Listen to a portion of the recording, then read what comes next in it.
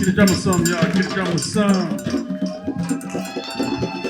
Give it up for our drummers who always show up and bring the culture in, bring the ancestors in, bring the traditions in, bring the mores in, bring the language in, bring the vibe high, keep that vibe high with the sun shining. Everybody all right? Everybody all right? My name is Brother Gabe, and it's so an honor, as always, to see y'all today on this lovely Sunday afternoon. We are here for the annual Prisoners Families Brunch. Give it up for the Prison Families Brunch, y'all. For several years, Brother Russell Maroon Schultz III has been coordinating and gathering us all together in the spirit of his father, the late, great Russell Maroon Schultz. Is that right? Freedom fighter, liberation leader. And we gather in his name and all the names of folks who have been incarcerated, who have been imprisoned behind the walls for 1 year, 10 years, 50 years, whatever the many years in the years of the state. We say, what's the call? Freedom call. What's the call? Freedom call. What's the call? Freedom call. What's the call? Freedom call. And we're here in that spirit today, y'all. We see some people in the room that we want you to make sure that you can mix and mingle with. We have artists in the room, poets, drummers, activists, organizers. We got Panthers in the room. And we never say former Panthers. If you're a Panther, you're a Panther. Is that right? And we're going to get into that today because we're here also honoring the Queen Mother, the Mama Assata Shakur. Is that right? Are we here for Assata Shakur? Can we make some noise for Assata Shakur, y'all? If you were ever impacted, inspired, and empowered by the words and narrative and story of the great Assata Shakur, make some noise!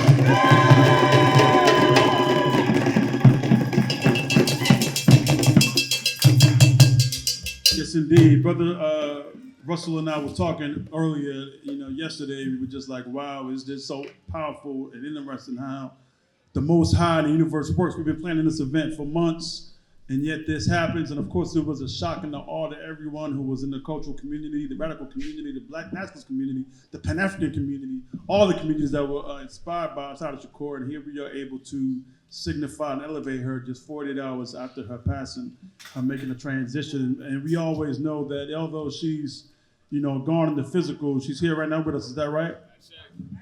In fact, she's a mighty ancestor we could call on. I don't know what your spiritual connection is, what your spiritual understanding is, but I know in a particular African tradition, all that means is that she's going to work a little bit harder because we're going to be calling on her a little bit more. Is that right?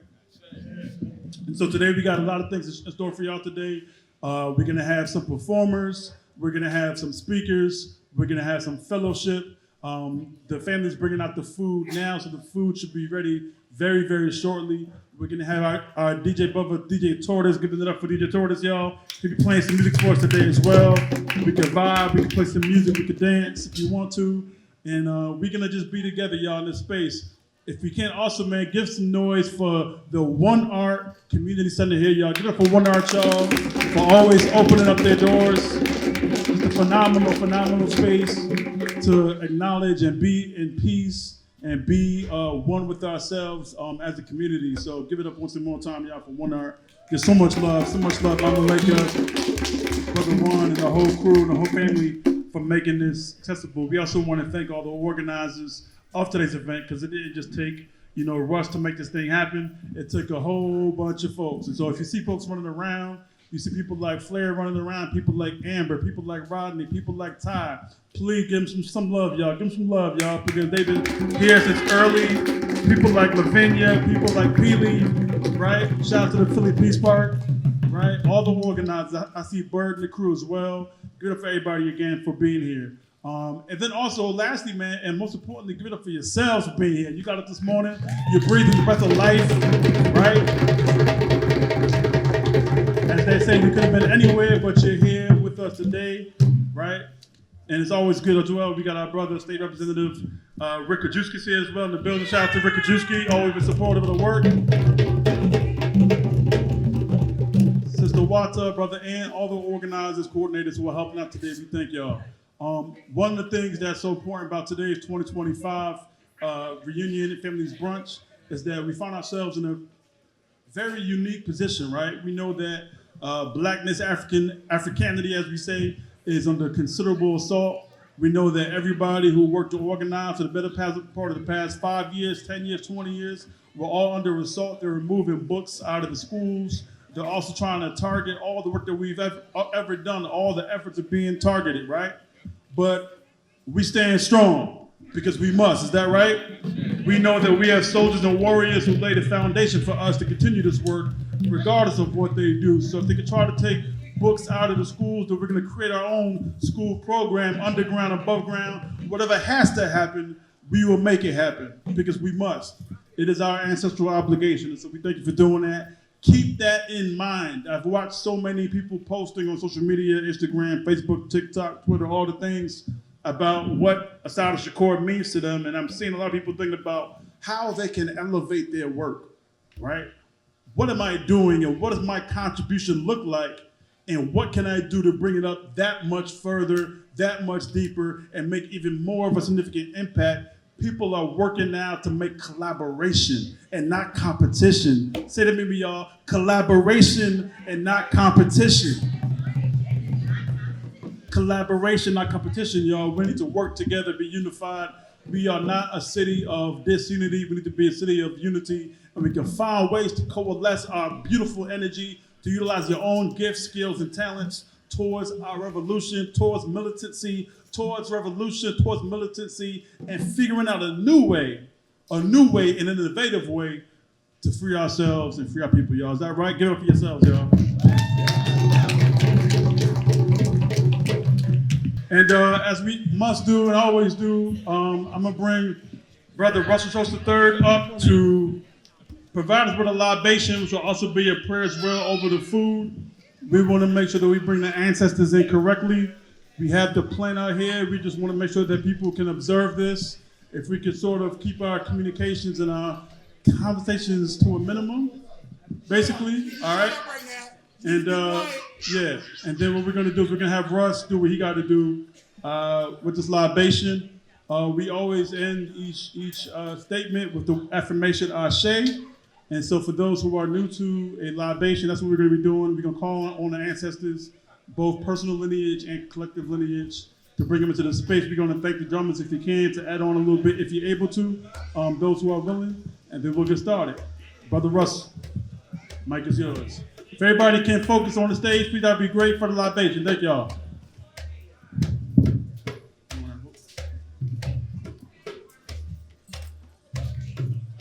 First and foremost, I want to thank everyone for being here.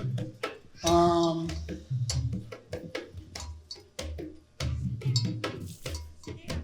want to call in. I want to call in our ancestors, and I want to say that I'm grateful for the opportunity to be able to be here with you and break bread. I want to say that we're grateful and thankful to the Creator for the sustenance and the food we're about to receive. First and foremost, I'd like to call in the benevolent, the divine, directional forces. I'm gonna call in north, south, east, and west. I'm gonna call in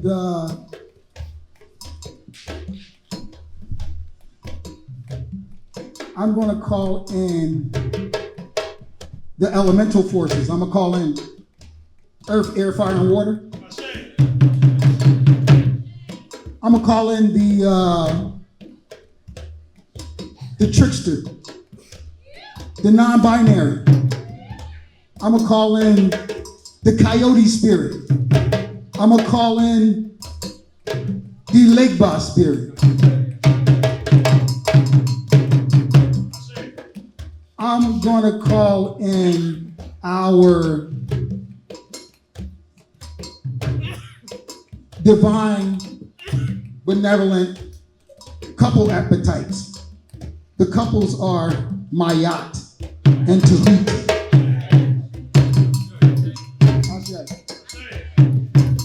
we're gonna call in the family archetype. We're gonna call in Asar, Set, and Haru. We're gonna call in the female archetype. We're gonna call in Newt, Demaya, Ashun, Mami Wata. I'm gonna call in Grandma Schultz, and I'm gonna call in Grandma Christian.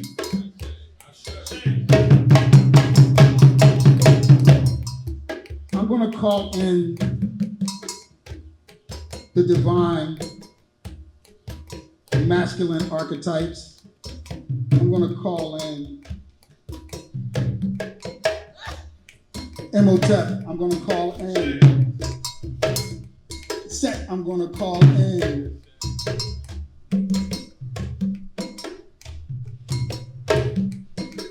Nat Turner, Denmark VC Gabriel Process. I'm gonna call in the Maroons. I'm gonna call in Black Bart. I'm gonna call in Malcolm, Marcus. So now I'm gonna take this time to have you call in the ancestors. And so when I say call in the ancestors, I'm talking about your grandpa, your grandmom, your friends. I ain't talking about just Malcolm, and I ain't talking about just all the good people you know. I ain't just talking about Asata. We're gonna call Asata in. You know, we're gonna call Asata in because Asata is now in that ancestral realm. We have a lot of ancestors. I'm looking at a lot of them up here, you know what I mean? We got Merle Africa. We got Toby. We got Paula, the Panther from Philadelphia. We got Reggie Shell. We got Chopper Stopper from D Block. We got Miss Marlene down there. Look at that, look at that, look at that, look at that. Look. We got Miss Marlene. All right. Yeah, Miss Marlene. She in the building. She was a G. Yeah, so we calling out old and new, you know, they could be way back ancestors, you know, but call them in. Call them in right now. Who your ancestors? Ashe.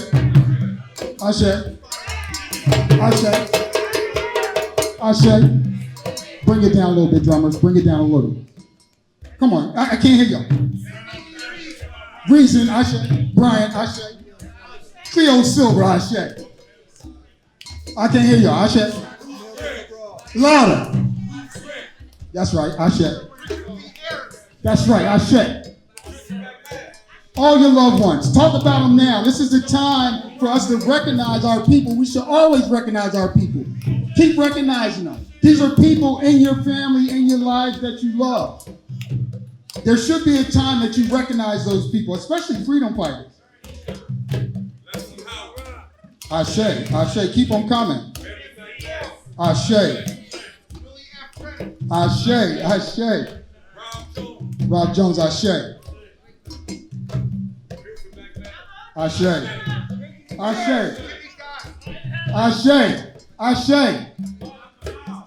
Come on, Ashe.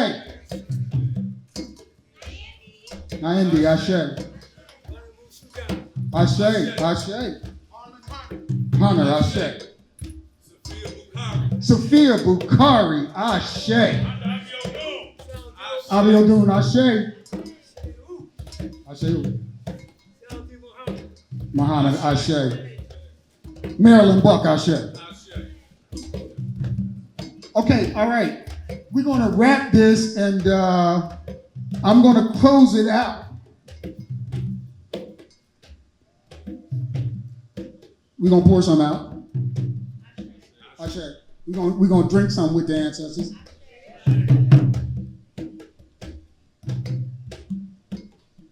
And I'm going to end it with so it is.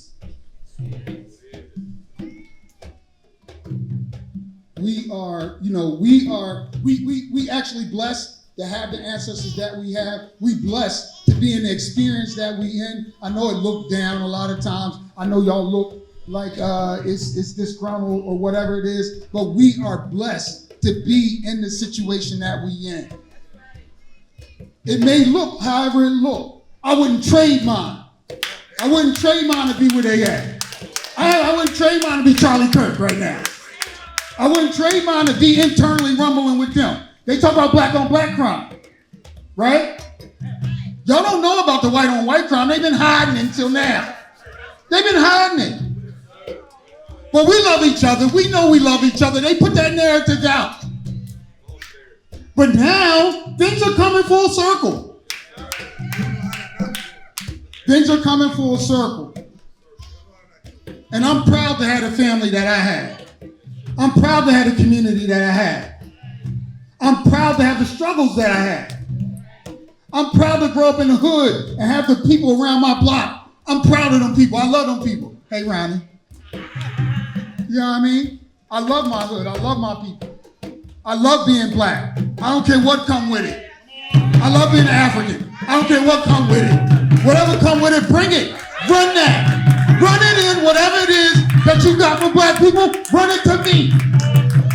Run it directly to me, because I'm about that life. I want some of that. I want some of that work.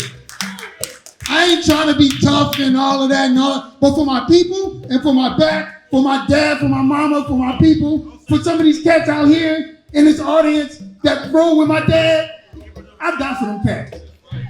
Because I know they ride for me. One day, I don't know what this is. I was on a drug block. I was on a drug block, and the cops, and and after they left or whatever, I had to go to the bathroom. So I went in the alley. Another set of cops come. I was like, oh my God. They said, come on out of there. I come out. Put your hands up, all of that, right? So the sister V was there. The sister V was like, what's up, you good? I was like, yeah, I'm good. But just to have and to know right when the, situation is going down, the sister is there. She's like, yeah, what's up? You good? I was like, yeah, I'm good. I ain't even see you. Where you come from? I'm on 53rd. She's on 53rd and D block. She's just in the cut. And I was like, thanks, sis. I didn't know you was, but that's who we are. That's what we are. That's what we gotta be. And we gotta be that moving forward more. We gotta have each other more. We gotta bury the hatchet more. We gotta stop complaining more. We gotta look further more. We gotta be okay more with the shortcomings. Because we human, y'all. Come on. Let me hear some music, TJ. Thank y'all. Stop. I'm sorry. Help yourself to the food. God bless the food. God bless those who made the food. God bless the hands. God bless the farmers. God bless the energy. God bless the sun. God bless the ecosystems. God bless the bugs. God bless the butterflies and the bees that help to make this food. A lot of us don't recognize that. A lot of us hate bugs. I got maroon camp every year, if y'all don't know. It's a maroon camp every year. Come up to the camp, get out the city, and get in touch with the trees, the bugs, the nature, the dirt, all of that. I'm not telling you got to, but I'm saying that it's a part of actually how we live and eat. And before we got to where we are right now, we were involved in that. Okay. Give it up for Russ, y'all. Give it up for Russ, y'all, for yourselves.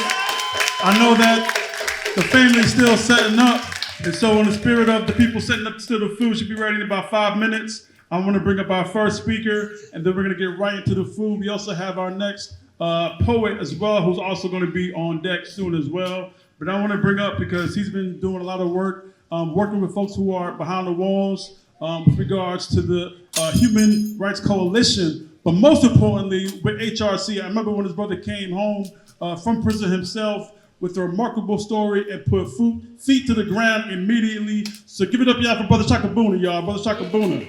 Give it up for him. Show him some love. Show him some love. HRC. Thank you, brother. Yes, HRC. First of all, I'd like to give my respects, my honor, and everything to the Most High, by whatever name you call him, the source of universal power, the creator, God, the deity, whatever name that you want to call your creator. Every time I come up here, I think it's been twice so far, I never know what I'm going to say, so I asked for the Creator to guide my heart and to guide my tongue. And just thinking about all of what Russell Maroon stood for, right? And by the way, you can find his book right here called I Am Maroon. And he have other publications and stuff that I believe that you should take a look at, purchase, right? And read this material, absorb it, digest it, and then pass it on to others. Each one teach one. So this guy Maroon, I met him as a young brother while I was in the state penitentiary. And I met him as I was telling Rick Krajewski over here, right? I met him at the Supermax called Greene County Supermax Prison, which is out in Waynesburg Prison on the western side of the state of Pennsylvania. And so I met him. I'm not gonna go into the story of how I met him, but we met in like 1994, 95. And so we've walked together in the prisons and been together in the prisons together pretty much from that time all the way until he was released, and then eventually I was released a few months after him. But one thing I want to tell you about what Maroon had taught us, right? He taught us about self-sufficiency, right? For us to do for ourselves, because we cannot depend on a government who does not have our interests and best heart, who's not going to feed us correctly, right? We got food deserts all around the country in every black neighborhood, so we have to produce our own food. So big up to all the urban farmers in Philadelphia, the Peace Parks in Philadelphia, who grow their own food. Maroon spoke about using our backyards as gardens like some of our mothers and people used to do, and some of us still do, but utilize the garden space in your backyard or the grass space in your front yard to grow yourselves some food, real, organic, natural food that gives us life, right? Fruits, vegetables. We need to have that, because if they close these supermarkets down, as y'all seen in some of these movements, right? There's no more food. Once everybody raid the supermarkets, it's gone, right? So we need to be able to sustain ourselves if we ever have a situation like a Hurricane Katrina. Remember how horrible that was when people could not even eat and they were starving, people asking for food. So we also have to think about growing our own chickens and goats and geese, you know, and get the eggs from it, feed our children. Get the meat from it, feed our children. Get the milk from it. You don't need to have a cow in the backyard. You can have a goat or something and get the milk, or make your own milk using some of the nuts, the almonds and so forth, the cashews, and make your own milk. So we need to think about that on an individual level, doing it in our own front yards and backyards, but we also need to think about it in a collective level as a community so we can sustain ourselves.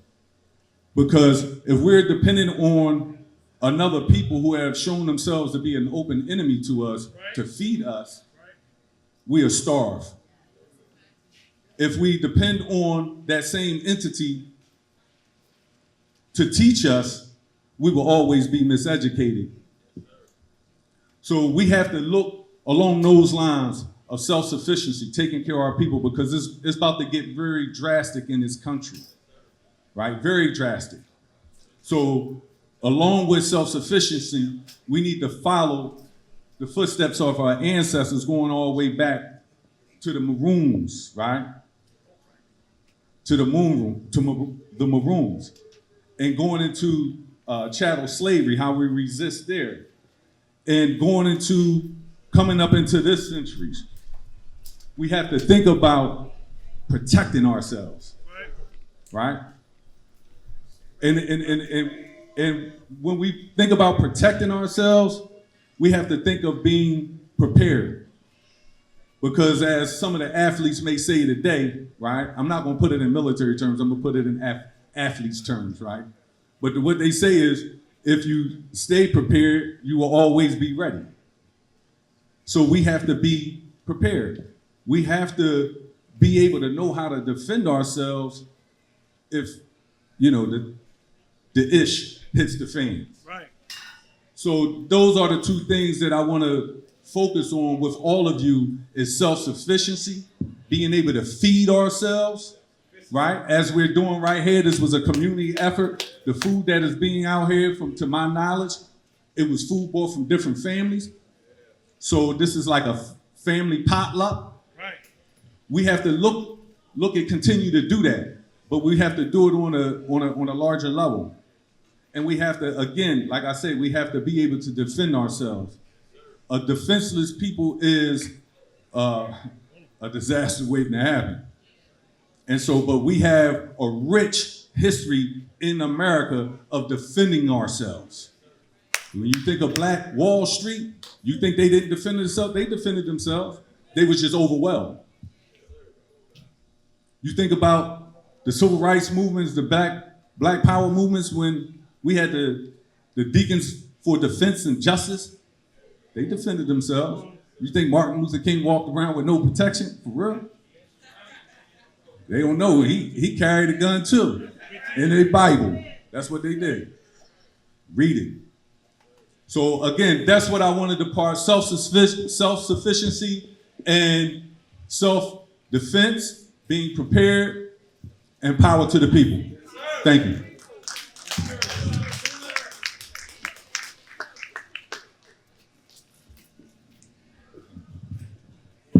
Give it up again, y'all, for Brother Chakabuna, y'all. Give it up again for Brother Chakabuna. Yes, yes. We must learn how to defend ourselves. How many of y'all going to the range? I'm going to say it again. How many of y'all be going to the range? You see too few hands up. Too few hands up. If anything that's going on around the world, with everything that's going on around the country, with everything that's going on in your own city, I do want to impart on yourselves to just please, if you can, find some time to identify, arrange, and frequent it. I want to bring in somebody who's very, very, very dear to all of us. She has been on the front lines for a long time, not only by way of the arts, but by way of the activism, by way of the action. If we can focus, y'all, even for those who are in the back, we want to make sure that we're also attentive to the stage as well. And so we do want to make sure that we're doing that as we're getting our food today. So if we can, even for my brother Chakabuna, who just got off stage, Brother Shak, if we could just keep our voices down. Everybody who's here, y'all, if you can, please focus. We have our mother, Queen Mother here, Black Panther organizer, writer, and author. Give it up again, y'all, for Sister Regina Jennings, y'all. Give it up for Sister Regina Jennings. Yes, yes. I can hold it up. Brothers and sisters, now Gabe introduced me as Regina Jennings. That is true. But I'm also Dr. Regina Jennings. And I also want you to know that I've been thrown out of every university that ever hired me. And the reason that I was thrown out of these universities, even though I have a PhD, is because I wanted to teach assata. And not only did I want to teach the book assata, I did teach assata. I did teach Mumia Abu Jamal to my students. So I have not been able to get a job, and even black chairs of black studies that Huey Newton and Bobby Seale started will not hire me. You understand that? So I just want you to know that I'm doing all right, but I wanted you to know the artificiality within the black community, and even these black, and I see them on YouTube all the time. I won't name names. I give people back in my own way. But I see these suckers on YouTube all the time. And our people are following them. And that's even why I'm here today. Because I'm here to talk to you. Because I'm here to talk to the young people so that they understand. I walked with Huey P. Newton and Bobby Seale. I'm a Philadelphia girl, but at the age of 16, once I saw Huey and Bobby, that was it. I jumped a late plane from Philadelphia to Oakland, California to join the Black Panther Party for self-defense. This is what I did. And I didn't even know what I was going to do there. I had no idea, but I just knew Spirit said you have to go and help those brothers. And I'm so glad that I did.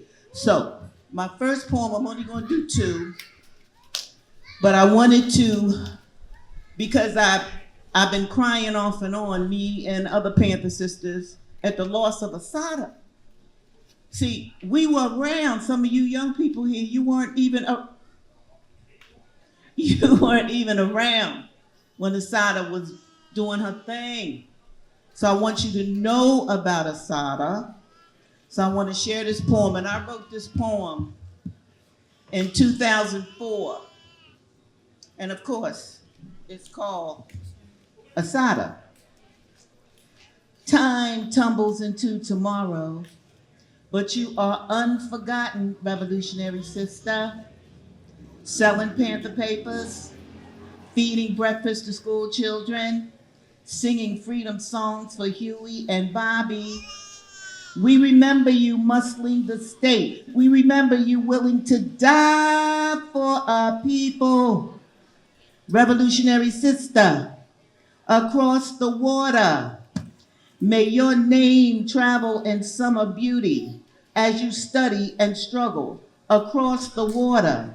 Know that we remember you.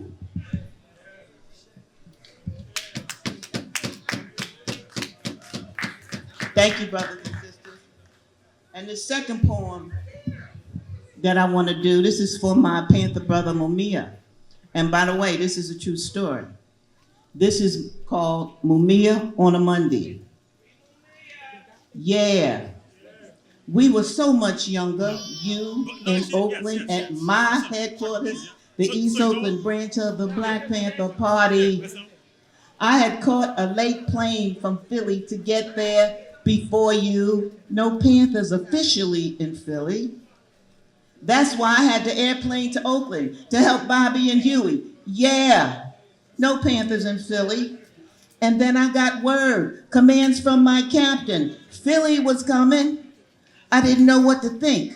I was a California girl, a Panther, California, Oakland, sister, daughter. Philly getting Panthers? I saw your young face come up our stairs. You and another brother, Reggie? But your face caught mine, a baby Panther, a baby brother, but I was on a daylight midnight mission. No time for salutations, we nodded and I passed. You coming up the stairs and I thought, wow, Philly Panthers? But Oakland was my home. I had spat on Philadelphia when catching a late plane to Panthers. So I shuddered the thought of Panthers serving the streets where once I walked with my grandmother Grace, where once I walked with my warm Aunt Helen, where once walked me, holding my grandmother's hand. Thank you. And the last thing I want to say to you is this. I have a YouTube channel I just started, and it's called Readings with Regina. Readings with Regina. Readings with Regina. And this coming week on Tuesday at 2 o'clock, 2 p.m., I'm reading Assata. My audience is very young, and I'm shocked. I got a lot of white young people. I got black people, of course. I got all kinds of people. Now, YouTube is already messing with me. One day I have 1,000 viewers. The next day I got 8. Now, maybe that's the truth. I don't know. But the point is, I want y'all to tune in, because it's called Readings with Regina. I'm going to read you Assata's words so that you know who she is and was physically on earth. All right? Y'all take care. It's good to see you. and bring other people, even your unconscious, stupid ass friends. Bring them next year, because I know you got them. I got them. So bring them next year to an event like this. I love you dearly. Give it up, y'all, for Dr. Regina Jennings, the poet, the activist, the author, and all the things. Give it up for her, y'all. Give it up for her, and see her for her books, and please go as well to her events. We're gonna keep things going. I see people already chewing and eating the good food. Is the food all right? How's the food, guys? The food all right? Good, good, good. Please continue to get those plates. Shout out as well, please, if you can. We got Brother Ant right here at the front. Please be sure to get yourself a book if you haven't gotten the book yet. I Am Maroon, all right? Please get that book, I Am Maroon. We also have additional merch as well, some hoodies, some shirts, and we also have some additional flyers of political prisoners organized by our Curb Fest family, y'all. As well, please note that you have 2 lines as well, with some food as well up top. And we also have some letter writing and some other organizations. With that being said, we want to bring up 2 of the comrades who have really been organizing, actually 3 of the comrades, who have been doing some great work, y'all, across the city for a long time. I can remember being one of the founding members of the Philadelphia Community Bail Fund. I guess now, going 8 years ago, 2017, I remember being around the circle on Zooms with my sister Candace, and I can remember many, many years ago organizing my brother Emerald in the Philadelphia Muslim Freedom Fund. And so they're gonna share some words, and we're gonna hear from my comrade Johanna as well, provide an update when our brother Khalif Miller, Free Khalif? Free Khalif? Free Khalif? Free Khalif? All right, y'all, give it up, y'all, for Johanna, Emerald, and Johanna, y'all. We're gonna pick up Candace first. By the way, let me say this about Candace McKinley, man. I've known Candace a long time.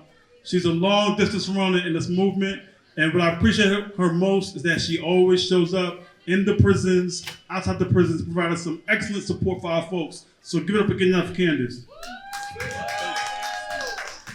Hi everyone, I'm Candace with the Philadelphia Community Bail Fund, and I'm here with comrades from the Philadelphia Muslim Freedom Fund, or Philly Muslim Freedom Fund.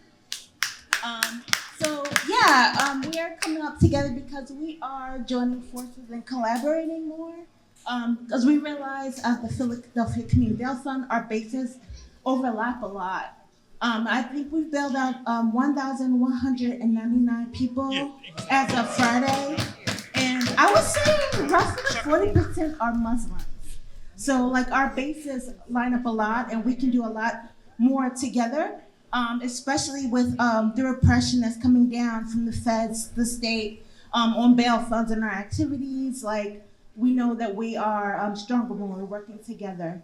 And right now, we're doing a campaign for our youth holiday bailout. We run it every year. Usually we raise money this season and we bail out people in January. But we're trying now to get young people home in time for the holidays, so before Christmas.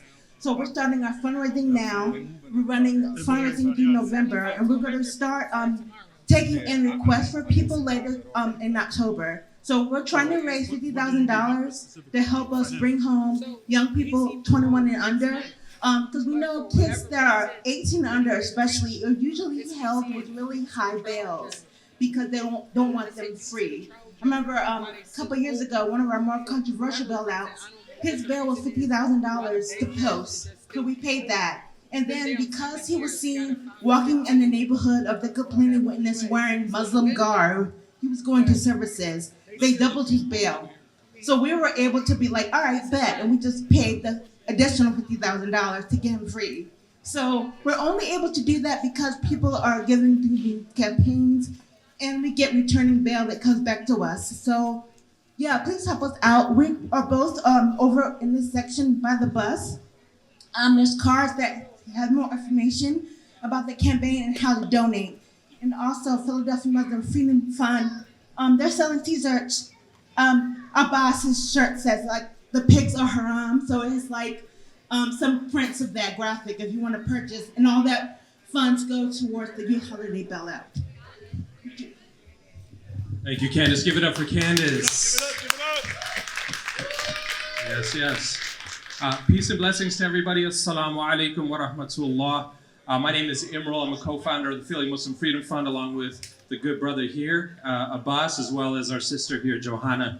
We are deeply honored and humbled to start merging here with the Philadelphia Community Bail Fund that has bailed out, brought home about 1,200 folks. I think posted, $11 million, over $10 million.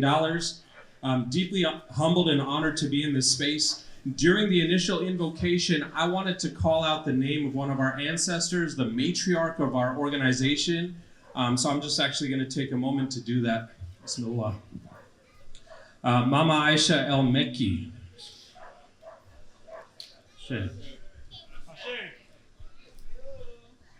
Mama Aisha is an inspiration for the work that we do, a guiding luminary in this liberatory pathway that she's carved out for us. And she's connected through marriage with Brother Russell and Baba Maroon. Baba Maroon's everywhere. I'm looking everywhere. Everywhere's Baba Maroon. I'm going to hand it over to Johanna right now. Yes. Give it up for Sister Johanna. Hello. Assalamu alaikum to everybody. My name is Johanna. Thank you for the intro, Gabe. So the brother Jackson from Human Rights Coalition, who is in frequent contact with Khalif, was supposed to, couldn't make it today, so I'll be providing the update. For those of you who don't know, Khalif Miller is a young father from North Philadelphia. He has been incarcerated since 2020 as a result of his participation in the rebellions. And he has been, he was in federal custody since 2020. Since he has been released to state custody, he is currently in SCI Forest, which is pretty far out. He was up for parole in June, but he was denied for some nonsensical reason. And he has to finish some violence intervention program, and he will be up for parole again in January.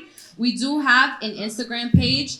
If you want to write to him, Khalif loves to receive letters. He loves to email people. He has endured so much during his incarceration, but he has such an optimistic and hopeful spirit. So he loves when folks reach out. So if you are interested in writing to him, please either approach me or follow the Instagram page, which is Free Khalif on Instagram. He is currently playing football. He joined the football team, and he's a linebacker, which is really funny because he's very short. And not a big guy at all. He's reading a lot of books. He's working out. He's very hopeful. He was hoping that he was gonna come home this year. So if not this year, next year, inshallah. But please keep Khalif in your thoughts and your prayers. Write to him if you can. Free Khalif, free them all. Pass it back to Gabe. Yes. Give it up.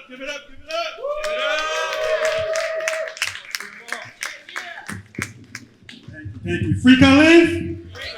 Free Khalif. Free Khalif. Free Khalif.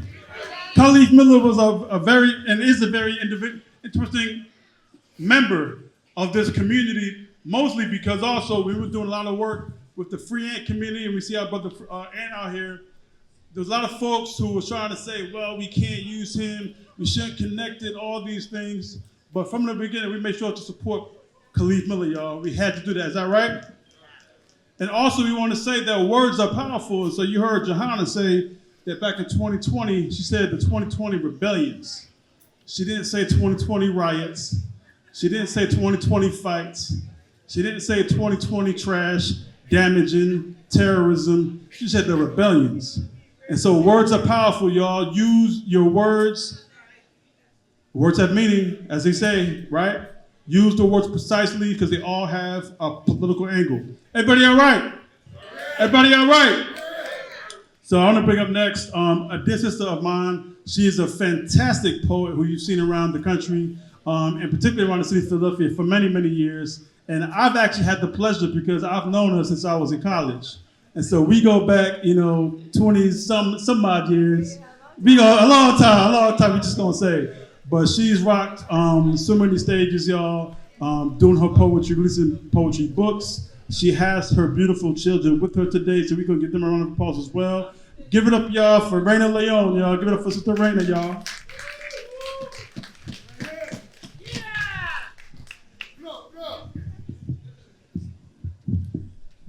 Yes, yes. It's all good. We're gonna lower this a little bit. Okay, is that good?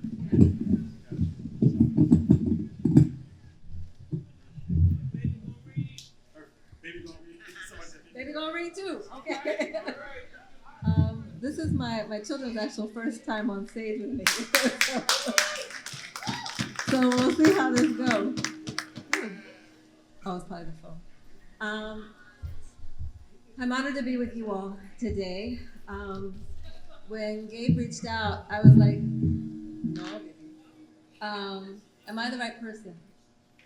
My dad worked with the Youth Study Center for a long time.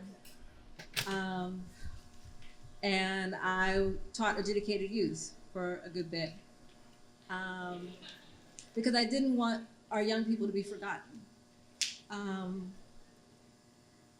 And so it was interesting talking to my dad, who was like, this place should not be here. Our children should be in community.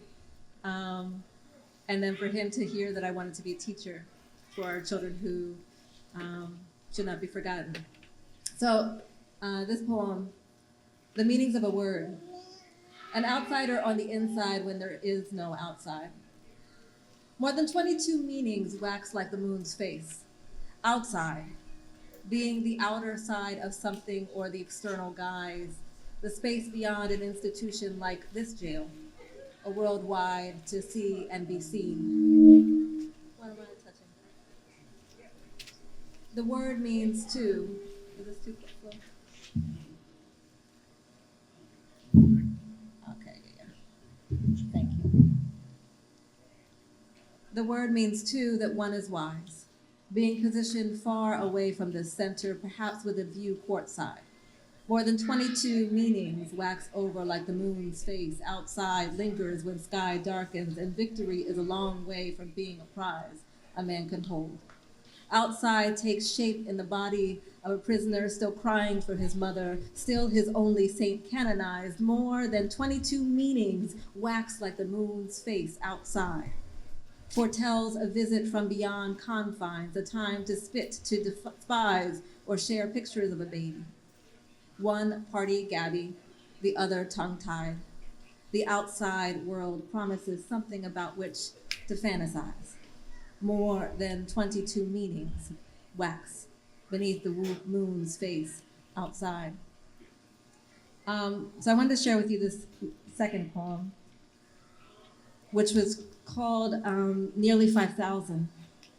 And in this period, 8 years after the Hurricane Maria, and if you remember, the one who shall not be named, threw towels at my people, as if that was aid, as if that was support. So that's mentioned here. But also the ability to summon. I am moved by the calling of libation, those who give us strength and courage and remind us that joy is also resistance. So here is that poem. Nearly 5,000.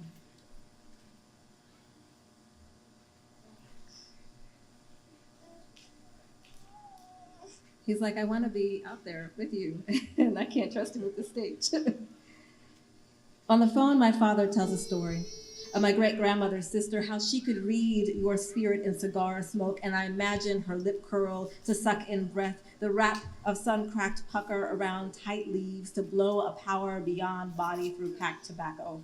Onto the faces of belief. I did not know her. Some blood power must persist. How to conjure thousands gone. What herbs and smoke must rise to see them among split trees, flopping blue tents, the black mold mounding to its own glory. And what of we, the diaspora, scattered like flamboyancies, defiantly burning our own blooming? We must offer our smoldering through burnt red and gold, rush into an ether to throng our people martyred and murdered slow by lack of the electric to run respirators, lack of milk to flush babes to relax sleep that only the newly born and elders granted their release must know, lack of clean water to echo our clean amidst the dirty politic.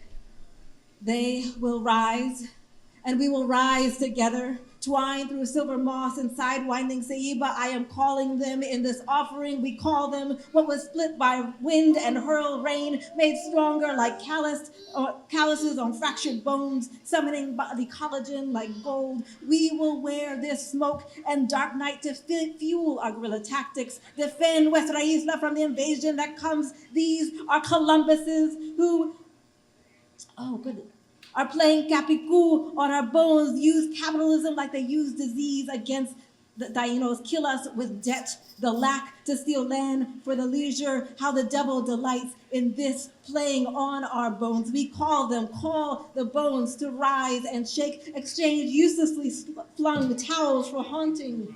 The devil does not know the danger that living can do. Riding a tidal wave of spirit, we all know how to summon spirit, starting with our own thousands gone and not gone. And we are millions marching machetero, caldero, pilon, molcajete, all the instruments of music and dance in our hips, in our rhythm, in our bones, siempre, siempre pa'lante. Nothing will stop our rising from even cracked earthen crust. Nothing will stop our rising. The Koki are already singing.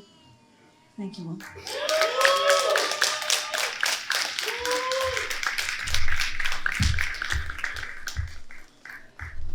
Give it up again, y'all, for Dr. Raina Leon. Give it up, give it up, give it up. Powerful work, powerful work, powerful work. We're going to keep things going. Once again, y'all, we're also, just so folks know, we are going to have a moment where we're going to have a public speak out. If anybody here in the family here at One Art wants to speak and provide remarks on what Assata Shakur meant to you, and also what any of these political prisoners, including some Maroon Schultz, may have meant to you. So we are going to provide that public space in a little bit. So if you want to think about your words, write down some notes, maybe in your phone. If you feel compelled to share, you'll be able to do such that we know that with this space here. By the way, I should also share, I was on the phone with Mama Pam. Give it up to Mama Pam, y'all. And I was on the phone with Mama Maisha as well. We're definitely going to be organizing a public vigil celebration for Mama Assata Shakur, y'all. That has to happen sooner than later here in the city of Philadelphia. So that will be happening soon. Hopefully we'll be able to announce that very, very, very shortly, because we need to do that as a city and as a community, as a family. With that being said, I want to give up. Everybody with some hip hop, y'all? Some hip hop? You like hip hop, right? We're doing it for the culture? So this brother here is about to rock out for y'all, and then we're gonna get some more music. We have some more speakers on the way. And so if you can, y'all, give it up, place your energy, y'all, for my brother King Soldier, y'all. King Soldier.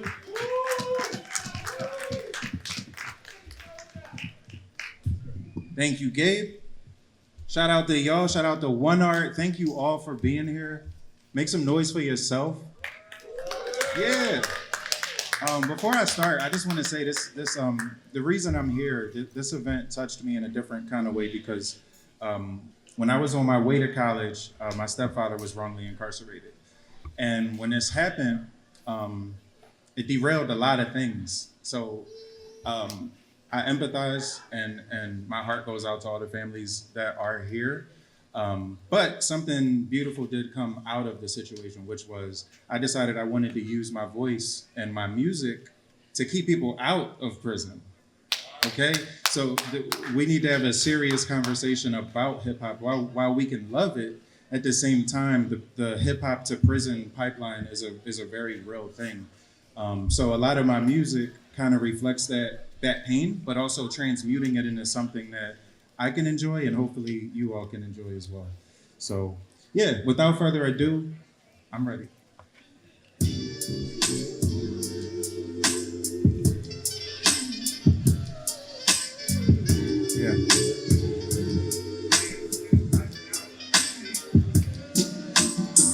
Finding myself in this cold world ain't easy.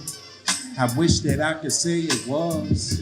When reality is so unforgiving and logical never coexist with love. So here I go back and forth, shifting like gears, wishing I could break through. Well, it's bringing me tears through all these years. I think I finally hit the nail on the head and it feels sincere. All I wanna do is be the best version of myself without doing anything that might jeopardize my health. I mean, it's so easy to go down that path. I mean, it's so easy to write that first draft, but following through, that's the real challenge. How else you gonna satisfy your thirst for knowledge? How can I flex on them all and not be childish? I gained way more from life than I ever did in college. So back to the drawing board. For me once, but the same old story, I ain't falling for it. And everything I want in life, now I'm balling for it. Carving my own lane out like a power forward.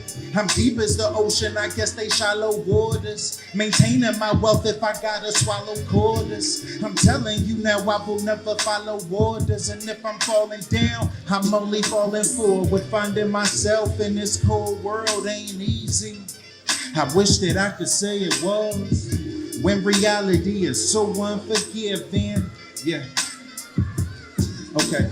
Have you ever stopped to wonder if any of this is even real? Or we inside a random simulation making picture reels? And if we are, then what's the point? The end will have the same result. What's the meaning? Got my head spinning like a somersault. Watch me take the game for hostage, crack the code and break the vault. You can say I got it mastered, got it plastered on the wall. Tell me why it seems to me that life is big. You can stop. Tell me why it seems to me that life is being difficult. Take me back to when I had to stand up on my tippy toes to reach into the cookie jar, the truth of who we really are before the world ever got the chance to infiltrate your soul. I'm just trying to vibrate on a higher level, take control, concentrate, take it slow. Got a heart that's made of gold. I see the beauty in the process now. Cause all the struggles made it so. All my haters fading slow. Watch the doubters drift away. Never really for ya. And if I'm falling down, I'm only falling forward. All good, all good. Things happen. But you know what? We can go to the next one.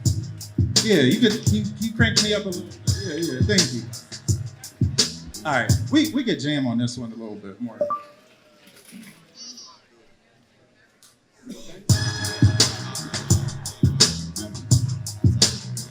Yeah. All right. Love.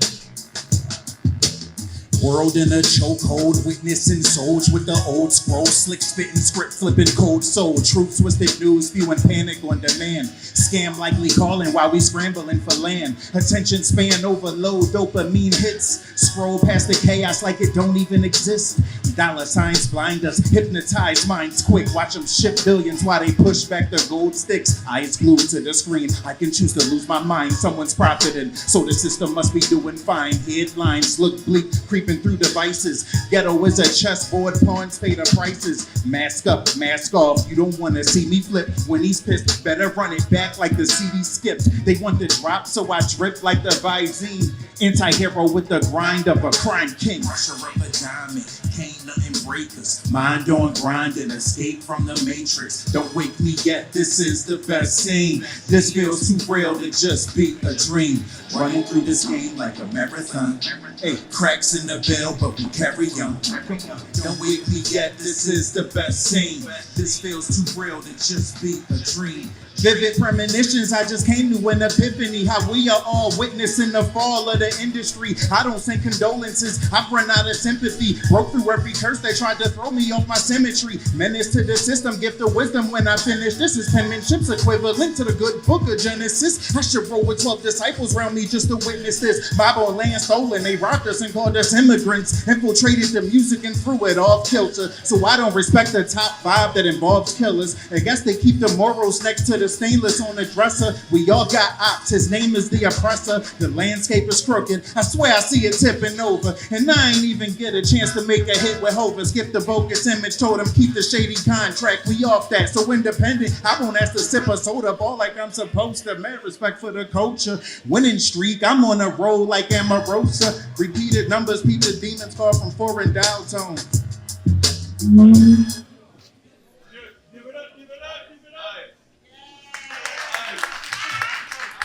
I don't know what happened. I apologize. All right, I got you. I give y'all a poem since we've had some beautiful poetry, and I think poetry is my first language anyway, so let's see. I pray your love for the dollar will never break your spirit. Just know the need for the validation won't bring you near it. I pray your love for the culture won't blind you from the truth. Just know this ain't who we really are, they cut our roots. I pray you know that you're loved even though it breaks my heart. It's hard seeing you being comfortable in the dark. I pray you find a way to free yourself from the chains. If you turned over your soul, then tell me what remains. Everybody let the algorithm tell them what to think. Social programs running rampant, now we on the brink. Feeling all this pressure coming from a sick society. I got nothing to fear, cause all we knew was that poverty. Pride and ego somehow became the hottest commodity, but I won't let them rewrite the DNA that's inside of me. Towers crashing, masses sleeping on ground zero. Nobody's saving you, become your own hero. They got us working from the cradle to the grave, so what good is equality if everybody's a slave? People can barely save and housing is unaffordable. Jobs ain't calling back, I'm black and unemployable. Started my own business to focus on the mission, using art to push the ambition. Man, listen, we can shift the timeline, but first we gotta choose it. If I can't teach them, maybe I could reach them through the music.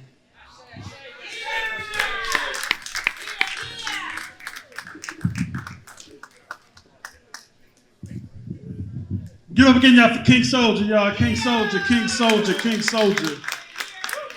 You can also see him. He has his jewelry practice. He has crystal practice, right? Your crystals, your wellness. He also does several programs actually here at One Art. So shout out to King Soldier. Give it up one more time for him, y'all. Give it up, give it up, give it up.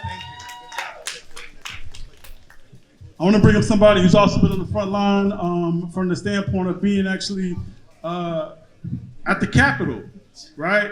Providing resources for us, but also more importantly, trying to make the connections to Philadelphia in those halls. I know it's difficult for him, but he tries his best to stand strong when he can and where he can. And even for programs like this, he's gonna try to be there and more importantly, not just show up, but also do the work behind the scenes in those rooms that many of us aren't in. He's trying to also stand for, working to decarcerate our prisons, reduce those numbers, reduce those folks who are on the inside, and support them once they've left. Give it up, y'all, for State Representative Rick Krajewski, y'all.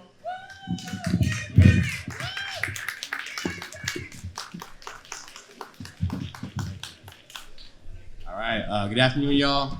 Really appreciate being here. I want to start by thanking Gabe and Russ and all the organizers for creating this space. I want to thank all the loved ones and the family members that are here, the Cadby fam, everyone else who's got loved ones behind the walls. I really appreciate you welcoming me into this space. I feel very grateful. I feel very privileged. I do not take it for granted. So I want to thank you all for bringing me here and letting me be here with you all. So first off, rest in power to Shada Shakur. Rest in power to Maroon. Rest in power to all the political prisoners. Can we give it up for that, please? And if you haven't had a chance, please buy the book, buy I Am Maroon. It is an important text. It is an important story of a freedom fighter. Maroon was so many things. I did not have the privilege of being able to meet him, but in hearing from other loved ones and from hearing his story, a man who was a freedom fighter, who was an elder, and who lived a freedom mentality. it is very important to read his story and to really incorporate his story.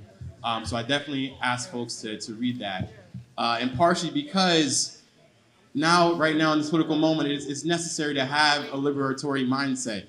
It's necessary to stay rooted in liberation because of the reality of the world and the reality of the state, right? We have a state that is continuously trying to take away our spirit and our energy of liberation, a state that is continuing to brutalize and keep people in cages every single day, a state that is complicit in a genocide every single day, a state that is hoarding wealth to a level unseen in history while people starve every single day. So in the face of a state like that, we must stay liberated, we must stay radical in our mindset and our vision. And so I want to thank you for allowing me to be here. Because as someone, right, who is a comrade, who is trying to dismantle that state from the inside, having you all on the outside maintaining that revolutionary focus, that revolutionary energy is what keeps me grounded. And so that's what I mean when I say I don't take being here for granted. I don't take it, it's a real privilege to me because it makes me clear about my North Star. It makes me clear about the work of transforming the state to one that is just, that is compassionate, that is fair. And you are all the vanguard of that vision and that dream. So thank you for allowing me to follow in your footsteps. Thank you for not forgetting the people who are behind the walls. Thank you for maintaining a liberation and abolitionist mindset. It's inspiring to me, and it allows me to do the work in our capital, with Celine, with Gabe, with others, to free our folks, to fight for policies that can bring people home, free them all, right? Free them all. Free them all. Thank you. Give it up again, y'all, for State Representative Rick Krajewski, y'all. He out west. What we're gonna do, y'all, is that we're gonna take a quick short break. We're gonna have Tortoise play some music. Feel free to get some more food and mix and mingle, meet a new friend. Please go to our vendor tables. Again, we do have the Philly Muslim Freedom Fund up here to my right, your left by the bus. We also have the Philadelphia Community Bail Fund as well. Please meet somebody new, meet an organizer, meet an activist, talk to somebody new at your table. And also be sure to buy a book, buy a copy of I Am Maroon. All right? We're going to take a short break, y'all. Everybody say, free your mom. Let's free your mom. Let's free your mom. Let's free your mom. So we got a lot of work to do, y'all. It's been a fantastic afternoon. Again, give it up one more time for yourselves. All right. We are enjoying this beautiful Sunday the Most High gave us. We've had some phenomenal speakers, phenomenal performers. We got some more performers coming down. If everybody can please, if you can, I know it's challenging because you're seeing new people, but if you could bring your energy to the stage, please. One mic,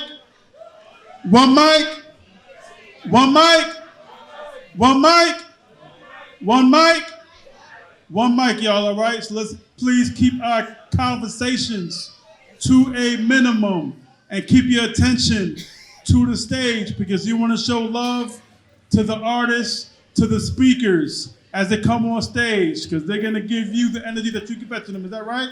Yes. Sounds good. That being said, this comrade been on the front line as well. I see them all the time providing supports for our young people, who might be in prison, incarcerated, all the things, as well providing arts for our young people, for our families, understanding what it means to provide arts. They are on all the stages doing the damn thing.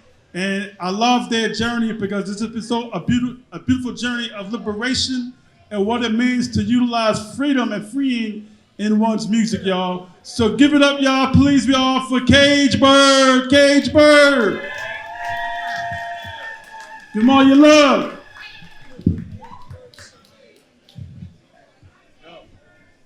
What's up, y'all? How y'all feeling today? Yeah, yo, so much love for Brother Gabe inviting me out here. When he told me what was going on, I was like, absolutely, I gotta come through. I'm just grateful to be in the space, grateful to honor the ancestors, grateful to honor ritual, this sacredity. Sorry, y'all. This sacredness, of music and community and what brings us together. So I work with young people over at the Youth Study Center. I'm grateful to be in there to remind them that a wall is just a wall and can be broken down, and that it is our duty to fight for freedom. It is our duty to win. And how we do that is by loving and protecting each other, and there's nothing to lose but our chains. And I say that in the spirit of Assata. May she rest in power, may she rest in peace. And my music is a reflection of the experiences growing up in this city, of freedom, of journey, of all those things. So I hope you're able to receive it and enjoy it. And being one of 5 children with only one of us not experiencing incarceration and experiencing what happens, this is very near and dear to my heart. So I'm gonna do a couple songs for y'all. This first one's gonna be of an acapella, and then I'm gonna let you guys hear one more, like a track. And again, thank you for having me in this space. Yes.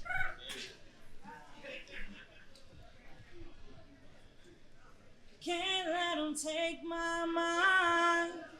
I won't let them take my peace. Let's go. The system is flawed by design, and no, they don't care about me, but I do care about me. My creator is watching me, and my ancestors protect me. I won't let them get to me. I can't let them take my mind. I won't let them take my peace. The system is flawed by design, and no, they don't care about we, but I do care about we.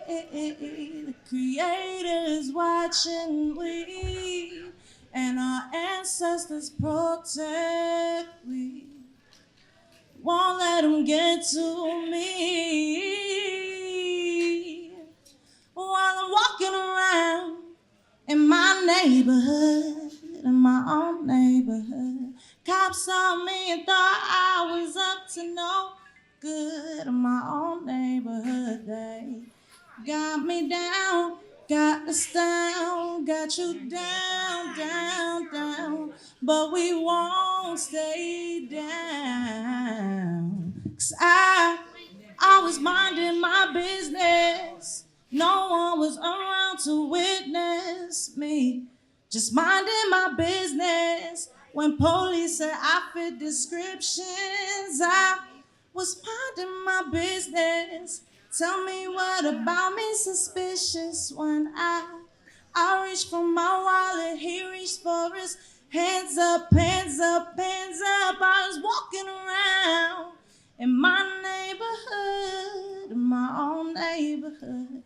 Cops saw me and thought I was up to no good. No, no, no, no, no. Got me down, got you down, got us down, down, down. But we won't stay down. No, I wanna know who's policing police when they police me. I'm just trying to make it to my family. Who's policing police when they police me? Trying to make another hashtag of me. Who's policing police when they police me? I'm just trying to make it past enemies. Who's policing police when they got my hands up, hands up, hands up? I was walking around in my neighborhood, in my own neighborhood.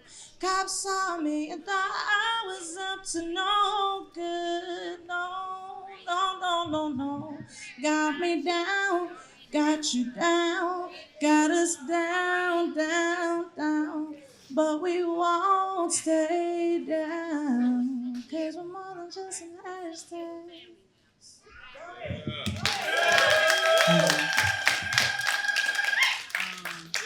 This next one is in honor of the Mariposa sisters, the revolutionary women from Dominican Republic that led a revolution and were martyred in the overthrow of this dictator and spoke that existence and affirmation before they were martyred. And the people in light of that led that. So this is in honor of them, the Mariposa sisters. You can clear it up.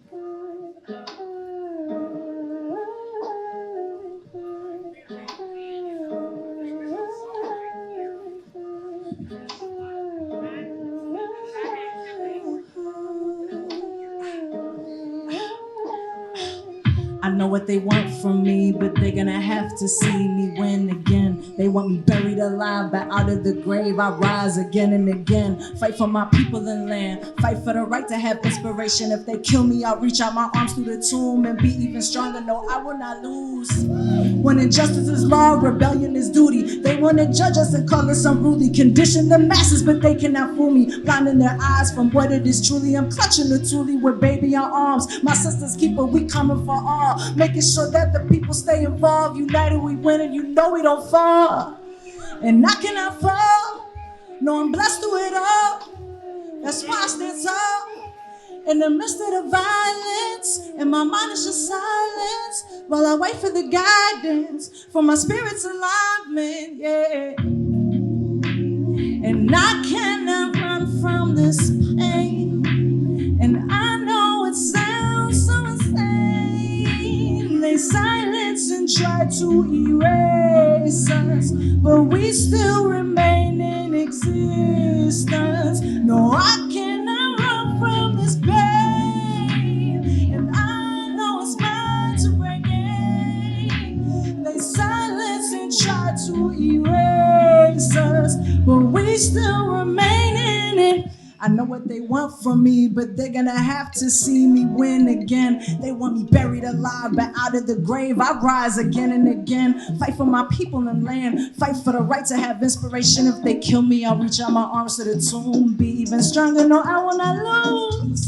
When injustice is law, rebellion is duty. They wanna judge me and call me unruly, condition the masses, but they cannot fool me. Blinding their eyes from what it is truly. I'm clutching the toolie with baby on arms. My sister's keeper, we coming for all. Making sure that the people stay involved. You know that we're winning, you know we don't fall. We'll never fall down, but you'll still see me crawl, rising again and again. 'Cause freedom is ours to attain. Thank you again for having me. My name is Paige Bird. I'm on social media as CVGEBIRD. If you're interested in any of my work, the work that I do with young people that are in incarceration, work that I do around the community and the music, feel free to pull me to the side. Much love. Free them all. Free all our loved ones from across the globe. And power to the people. Ashe, ashe.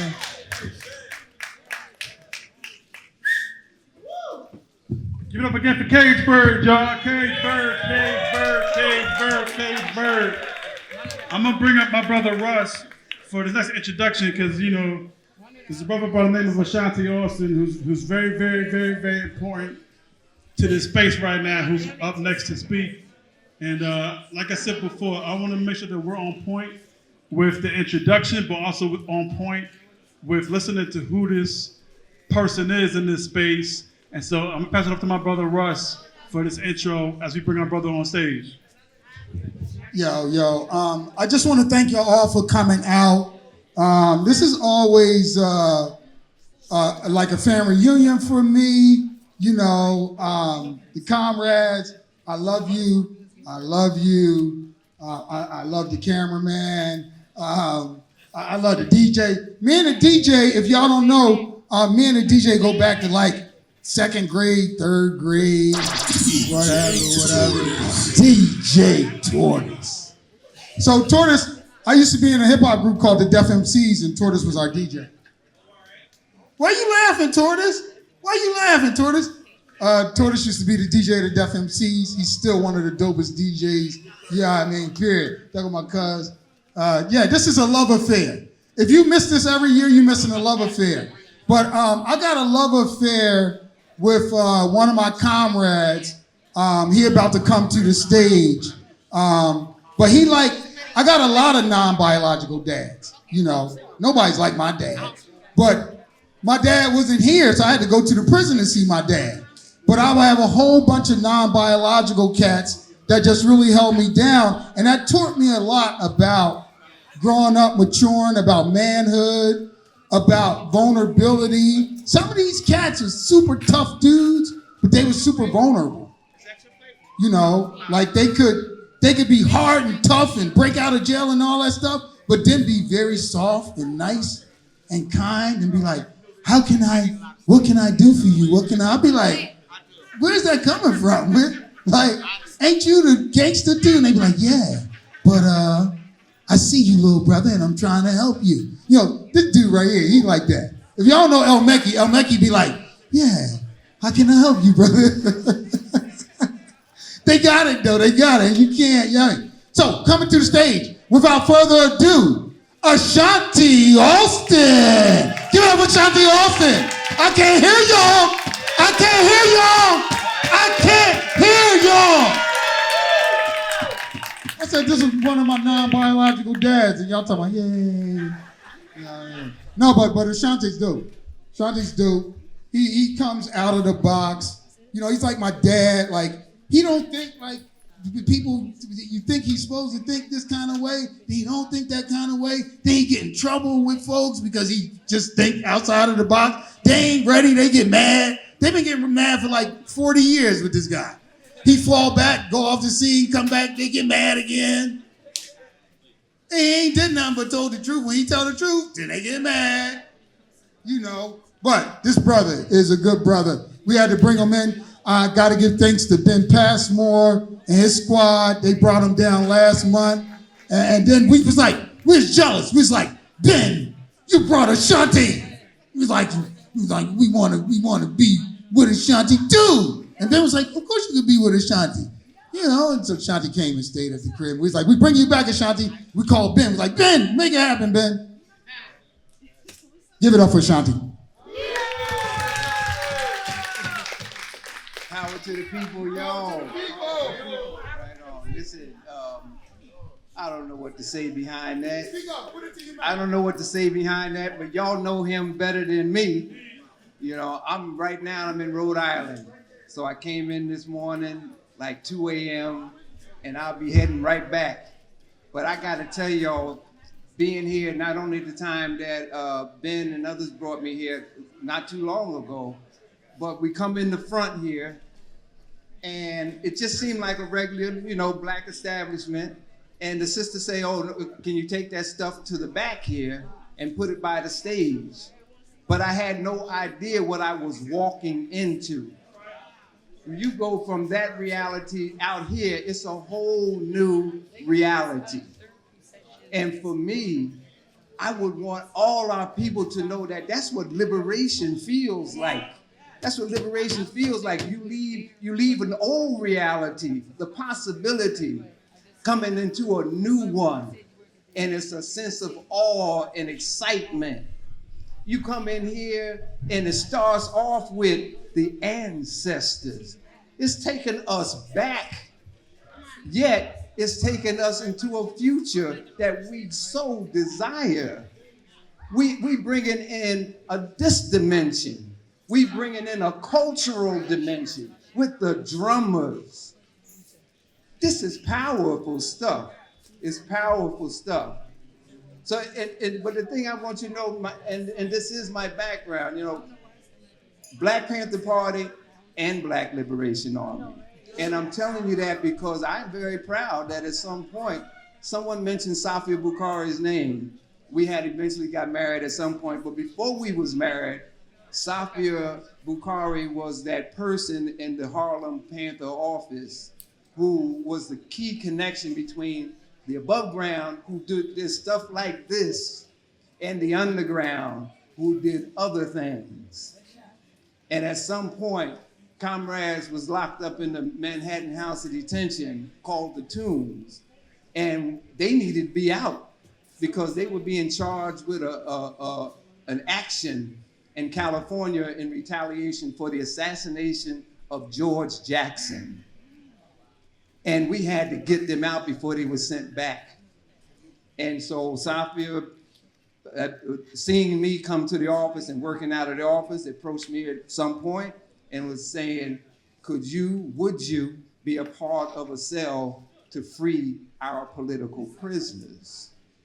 And I'm all of 18, 19 years old, but understanding we in a liberation struggle. Understanding that. And listen, we had 2 attempts, neither one of them succeeded.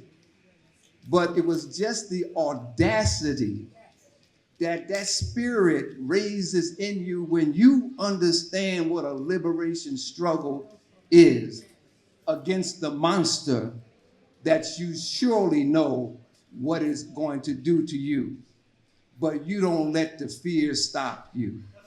I think I'm no different from Maroon and those other comrades, even out of Philadelphia and Pittsburgh and other places. That spirit carried us through, even at some point being captured during the bank expropriation in New Haven, Connecticut. As soon as we was in that jail, we got hacksaw blades. We going after them bars. We ain't sitting around waiting for a trial. We about getting back to the war ground to continue our people's struggles. At some point, I'm sent to Lewisburg, Pennsylvania, federal prison. Maroon is in one of them Pennsylvania state prisons, but he escapes. At the same, while all that is going, we also trying to do our own escape out of Lewisburg. Are we going to get over the walls? Are we going to dig a tunnel under? It was that spirit that said, on every level, we're going to fight this struggle until we free. We're not going to let anything stop us. Maroon was out for several days. We on the news every day, they ain't got him. That spirit, he always had that spirit. And that spirit fed us. That spirit fed others who were supporting us on the outside. You know? So when we build the struggle and try to rebuild it today, facing another crazy administration, you got to understand that on every level, we got to learn to fight. What we're doing different today, I think, is we bringing in the spirit. I think we got too scientific back then. No, you need to go to the spirit, and you need to go to all that big mystery out there to say, I got a call on you. I ain't got it all together, but I believe in you, and we're going to pull this together. So when them things happen back then, you can draw on them. You can call your ancestors. You can do the readings you need to do and look at what the monster you're facing, and still we can figure out how to proceed. I'm a member of the National Jericho Movement, which we do work trying to still get the political prisoners out. Only thing that means is that you've got to be prepared. We have to be prepared to fight on every level and every dimension. And when I say dimensions, that also means the spiritual dimension. That might well be the key. It might well be the final territory that this empire cannot conquer.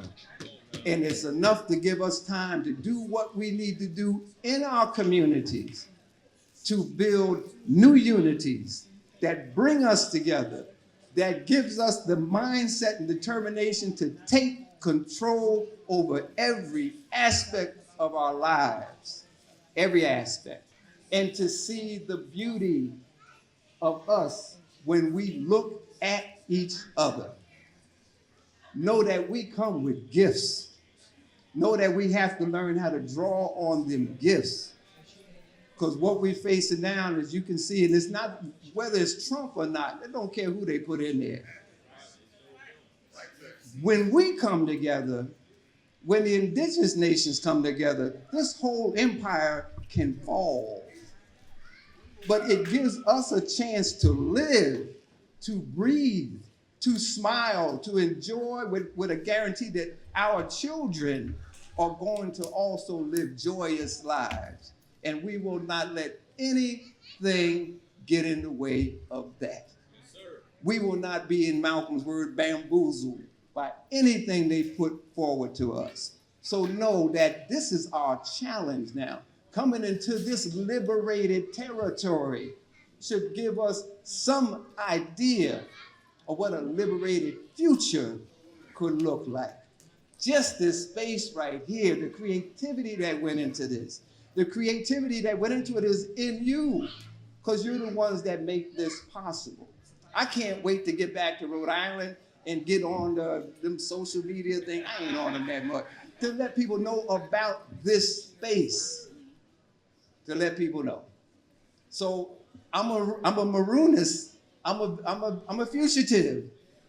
But I think we all need to have that kind of fugitive maroonist spirit, because basically what it's saying, reject this monster. Reject the monster's culture that has seeped into us, because that's a big part of the battle of our liberation. Not only when we have to fight them on other military levels or whatever, but it's in us too.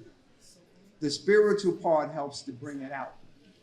And so the last thing, the sister Regina, I just, the first time I saw her in person, knowing who she was, but years ago, she had wrote an essay in Essence magazine dealing with, some of the issues in the Black struggle. I used to copy it in the thousands and just pass it out in the community to get people to see what her Panther wisdom was telling us, things that we needed to face.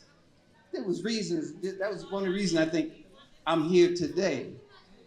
I was supposed to meet her face to face. How spirit works is amazing.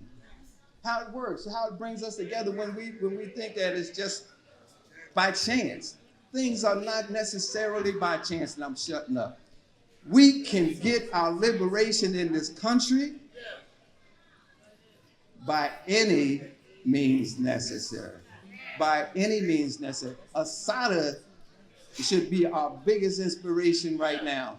Cleo Silvers from Philadelphia should be our biggest inspiration right now. Everett Hoagland was one of the Black revolutionary poets from the 60s and 70s, just passed also into the realms of the ancestors.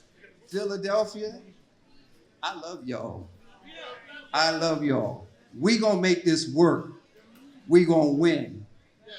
All power to the people. Free all our political prisoners. No return to them days of submitting for whatever. Right on. Backwards never. Right on.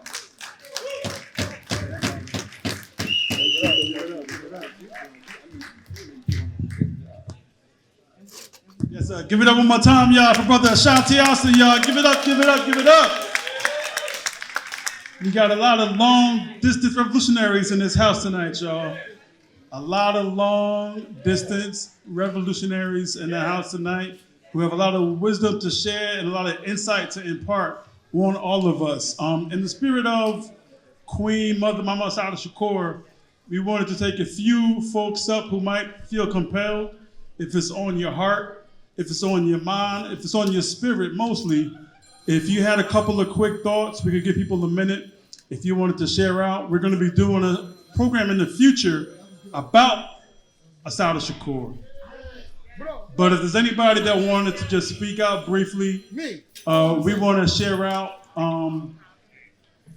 And please come to the microphone, come to the stage, feel free. If you want to read a quick poem, if you want to maybe say how you used to read her autobiography, if you have a story about the first time you read any of her writings, maybe you saw Eyes of the Rainbow, the documentary, whatever it is, feel free. We're going to take a few moments, y'all, to pay homage to one of the most brilliant and one of the most staunch and one of the most powerful individuals to walk the face of the planet Earth in Assata Shakur. We're going to start with Brother Russell Schultz, but feel free to add on, y'all. All right, so we only got 60 seconds. I just want to say I love Assata. Met her in Cuba. She was sitting down kicking it with us, and somebody, and she was talking about relationships, and somebody asked the wrong question, but she had been talking for a long time with us, and she had talked about relationships, and she was like, yeah, I like multiple situations, and I was like, oh, and I'm young too, I'm thinking, well, yeah, all right, that's the end of that Assata story. I love Assata. Assata's strong, she's beautiful. We have to let our revolutionaries die too. It's okay for them to die, okay? They can be ancestors too. I know a lot of people was upset, but it's okay. And she good, she did her work.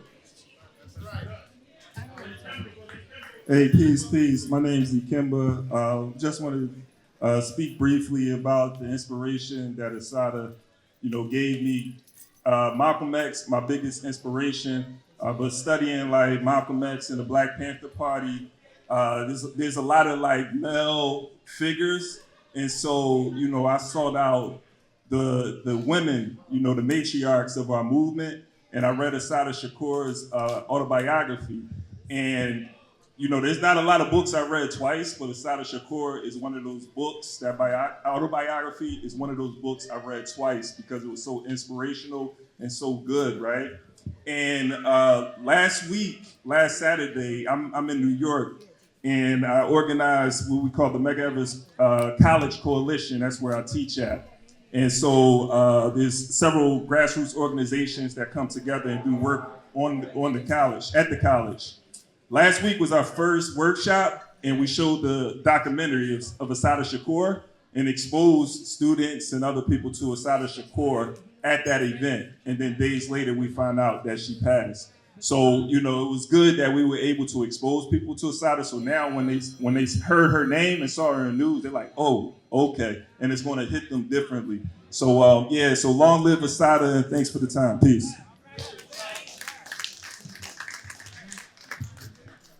Hello, everyone. For everyone who does not know me, my name is Shochi Indian Tumakajat Schultz. Maroon is my grandfather, and I am so happy, so blessed to be here today with all of you. I'm so happy to see all of your lovely, wonderful, beautiful faces here, enjoying the food, being wonderful in the sun. And I just want to say that growing up as Maroon's granddaughter, being under like the ideology and being taught and being brought up with such wonderful thoughts and ideals from such a wonderful person had shaped and changed me even as a child. And so growing up, I knew that I was different from other people who did not grow up that way. And then I ended up going to college in one of the whitest states in America. Vermont, if you like mountains, go there. But the rest of it, I don't know. If you like seasoned food, I don't know. When I got there in 2019. By the time 2020 had happened, I guess white people realized that bad things were happening to Black people. Some kind of realization that they had. And I think a lot of them realized through the teachings of Assata Shakur.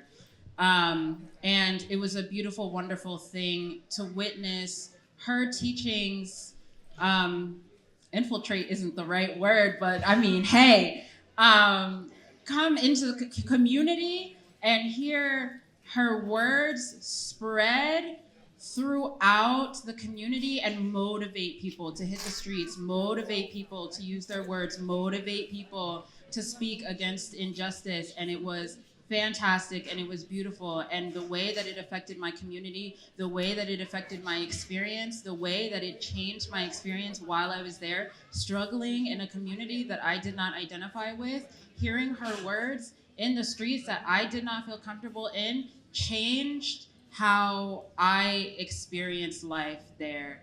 And so I can deeply say that with the background that I grew up with Assata reaching me with her words, and now her being an ancestor, I can truly say that I feel connected, I feel inspired, I feel blessed to know that not only was she inspiring me from a young age through the teachings that I was given, but also reaching me and being there for me when I was a young adult and growing even further into my adulthood. So there's nothing I can be but grateful.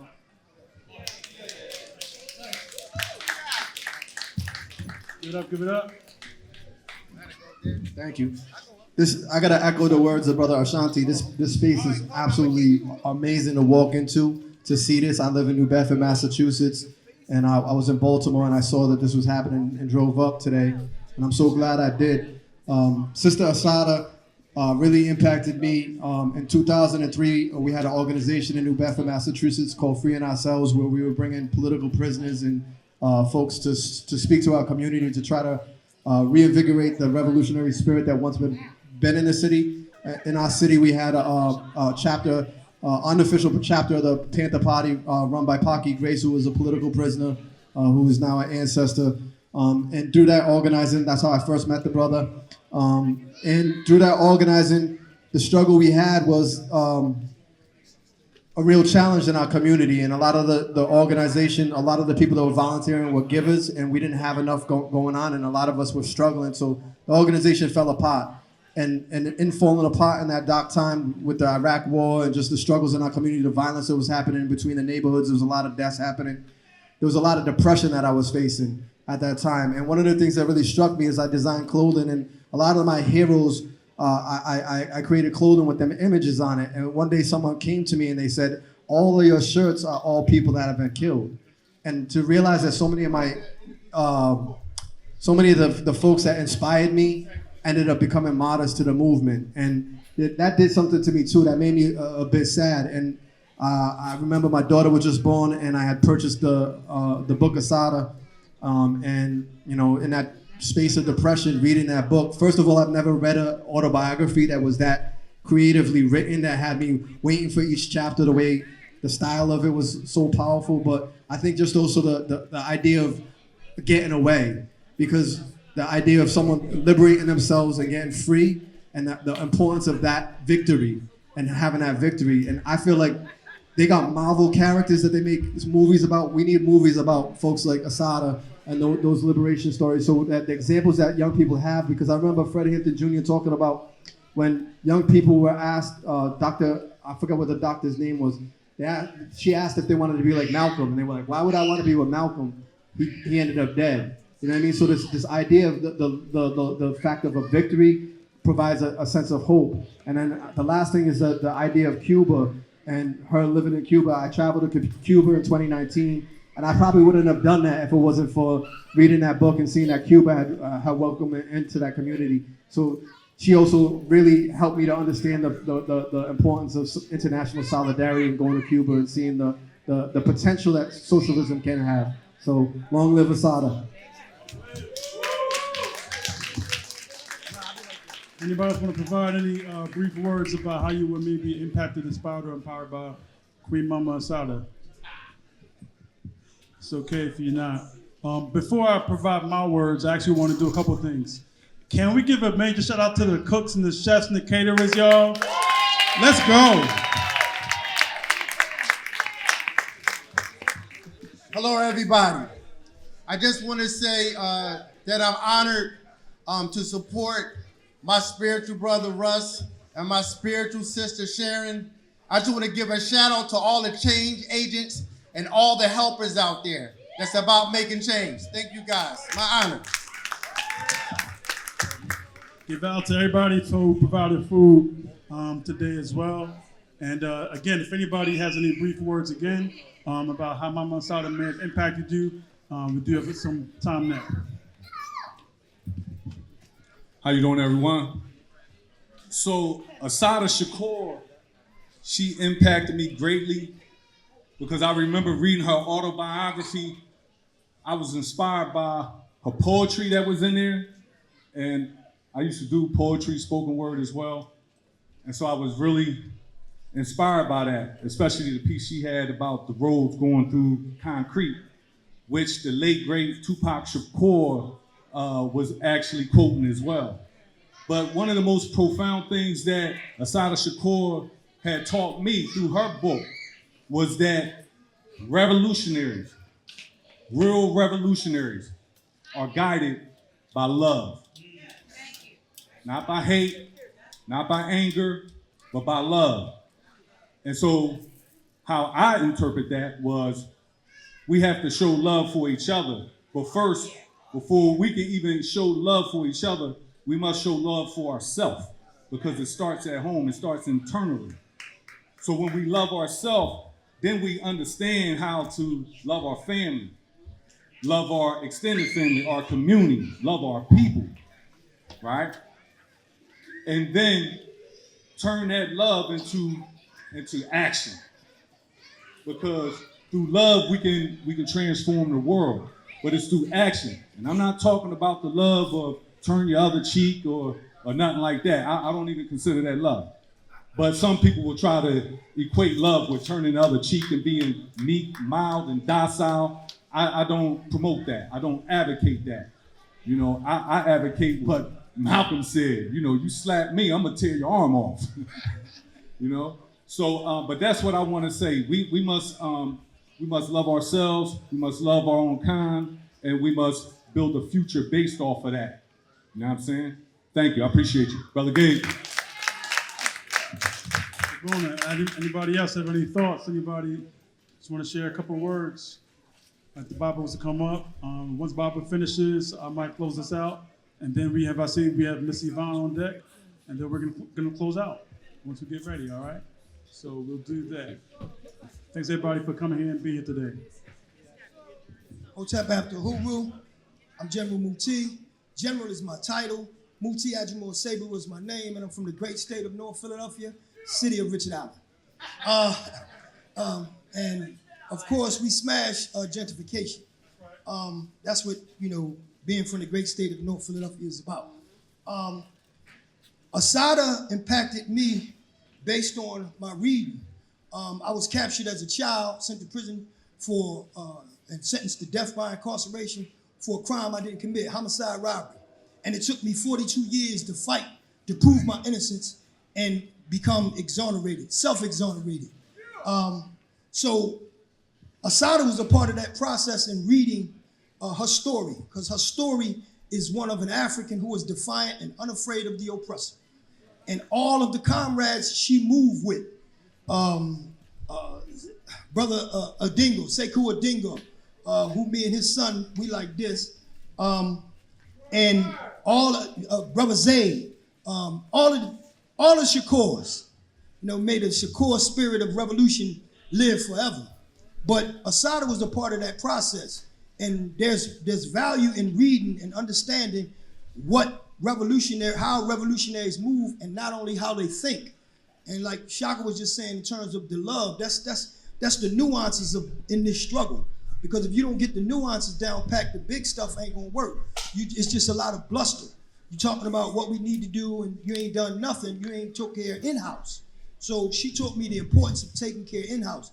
And when y'all read her book, also in conjoining with that is sort of like a bookend, read Inadmissible Evidence by Evelyn Williams, who was an aunt, and she represented many BLA members and beat many, many cases for them. She's probably the best lawyer in the country, unheard of. Johnny Cochran is heard of, but she's unheard of. And plus, she really with the struggle. Now, Johnny, that's a whole nother story.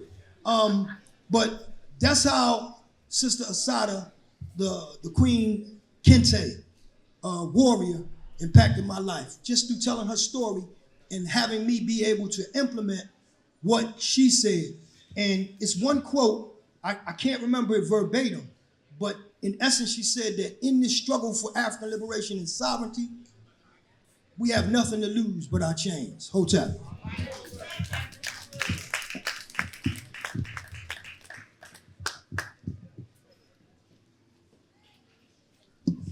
Peace and power, y'all.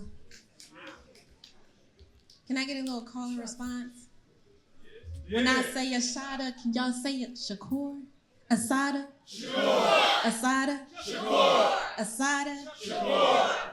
Salud, I shade to Assata. Someone who really loved me and saw that I was in a mental prison gifted me Assata Shakur's book when I was in high school. And I read through it, and I was so invigorated because I was a rebel, and I could feel the energy of inspiration, of reverence, of retribution. It fueled something inside me. And I later gifted that book to my father when he was doing a bid. And to see him now rehabilitated, not in the cycle anymore, and is sitting in his library in his home, just warms my heart. And let me tell you, shout out to that. Let me tell you, on social media right now, specifically on TikTok, Assata is viral. And there's a little piece of me that was like, damn, like I hate the traction of all these Assata babies that come out right, that use her name. We call it clout, right? They try to like ride on the tail wave of what's viral. So they pull out they books, it's all fresh and clean and everything. I was sitting there salty like, dang, like, why they riding on her legacy? But that's what's supposed to happen. That's infectious energy that she has. So very, very proud to have read those words earlier, but super inspired to now get to have these conversations with people that are picking up the book for the first time. And for the people who don't know about political prisoners, who are getting reinvigorated and educated on who we are and what is in our roots and where we come from. And if it takes a viral moment for that to happen, then we just give thanks to Assata for keeping her legacy alive and dying free. Salute. Thank you. Yes, sir. Ashe. I wanted to share briefly, and I'm going to read something briefly of Assata's words, but for me, at least, I can remember my father, and I wrote this on social media, probably since I was a kid, child, my father would tell me, because he went to school with Assata when they were both at Borough Manhattan Community College. And so he known her since she was 18. He said that he can remember them both being members of student government at BMCC, and sort of doing those student government things. And it's interesting because whenever he does it, he still remembers her as Joanne, because that's what she was back then. And so he's often and quick to do Joanne, Assata, because that's how you know somebody, right? And we understand that. It's no malice and there's no disrespect. And we had a long conversation actually over the weekend about it. And he was telling me all his memories through the years. And one thing that I didn't know that he told me for the first time is that he said back in about 82, 83, he saw her in the streets of New York City. Now, mind you, she fled and was liberated in 79 and showed up in Cuba in 84. But he said, Gabe, I saw her in like 82, 83 before she showed up. And we had a quick conversation. It was a quick eye, quick talk. And she kept it moving, and I kept it moving. And that was the first time that he told me that. And amongst all the stories, that was the first time that he told me that. And that was a very, very, very powerful, significant thing. And so Assata means so much to us. I think since the times of the rebellions that came out of Ferguson and that came out of, Mike Brown and Trayvon Martin and all the names, Freddie Gray, we all know the names, right? When Ashley Yates, I want to say, out of Ferguson, first began to raise that poem out as a chant. And then it just went viral, as they say, or it just kind of took on. And by the way, it's important to say Ashley Yates, because sometimes we don't know these names about how this stuff gets started. But when the sister started that, it was a great opportunity because it just latched on. People understood. And also I want to say it's very clear too, for Black people, we understand what them chains are. Is that right? We have nothing to lose but our chains. That our is a very, very important word of that poem. The we and the our. Because we all here in this space know who the we is, and we certainly know who the our is. And they're being broken every day. I want to read her classic piece. I'm only going to read some of it because we know it's long, but it's To My People by Assata Shakur, which we know that she wrote while she was in prison, July 4th, 1973. And one thing that I love about Mama Assata Shakur is that, in 73, that means that she was about 26 years of age. And so we have to always pay homage and honor as well to our young people, who are the ones and who are often the spark for revolution and spark for change and spark for rebellion and spark for uprooting us from this devilish system that we find ourselves in. But Mama Assata says, Black brothers, Black sisters, I want you to know that I love you, and I hope that somewhere in your hearts you have love for me. My name is Assata Shakur, a slave named Joanne Tessamar, and I am a revolutionary, a Black revolutionary. By that I mean that I have declared war on all forces that have raped our women, castrated our men, and kept our babies empty-bellied. I have declared war on the rich who prosper on our property, the politicians who lie to us with smiling faces, and all the mindless, heartless robots who protect them and their property. I am a Black revolutionary, and as such, I am a victim of all the wrath, hatred, and slander that America is capable of. Like all other Black revolutionaries, America is trying to lynch me. I am a Black revolutionary woman, and because of this, I have been charged with and accused of every alleged crime in which a woman was believed to have participated. The alleged crimes in which only men were supposedly involved, I have been accused of planning. They have plastered pictures alleged to be me in post offices, airports, hotels, police cars, subways, banks, television, and newspapers. They have offered over $50,000 in reward for my capture, and they have issued orders to shoot on sight and shoot to kill as I go forward towards the end, which is where it's important. Every revolution in history has been accomplished by actions, although words are necessary. I'm gonna say that again, I'm gonna read it again. Every revolution in history has been accomplished by actions, although words are necessary. We must create shields that protect us and spears that penetrate our enemies. Black people must learn how to struggle by struggling. We must learn by our mistakes. Every time a Black freedom fighter is murdered or captured, the pigs try to create the impression that they have quashed the movement, destroyed our forces, and put down the Black revolution.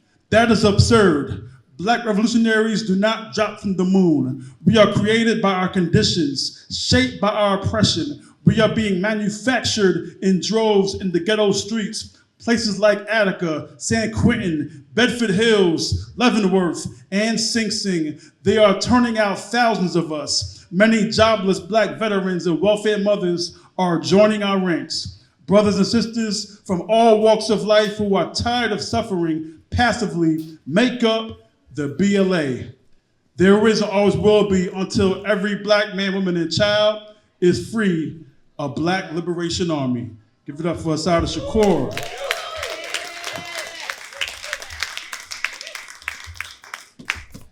And damn it, when they put that $1 million bounty on her head, that $1 million is still in the bank. Everybody say still in the bank. Still in the bank. And then Obama had the nerve. I'm gonna say it was your president. Obama had the nerve to put another $1 million on her head. $2 million is more than shameful, it's evil. We gotta stop saying shame, it's evil. There's a certain wickedness because there's levels to this no good devilishment that we find ourselves in. So we have a $2 million on her head, but that money's still in the bank. That money never got spent. That money never got poured into nobody's pockets. That money is still sitting in somebody's coffers. Because we must say Viva Cuba and all the Cuban people who kept her alive.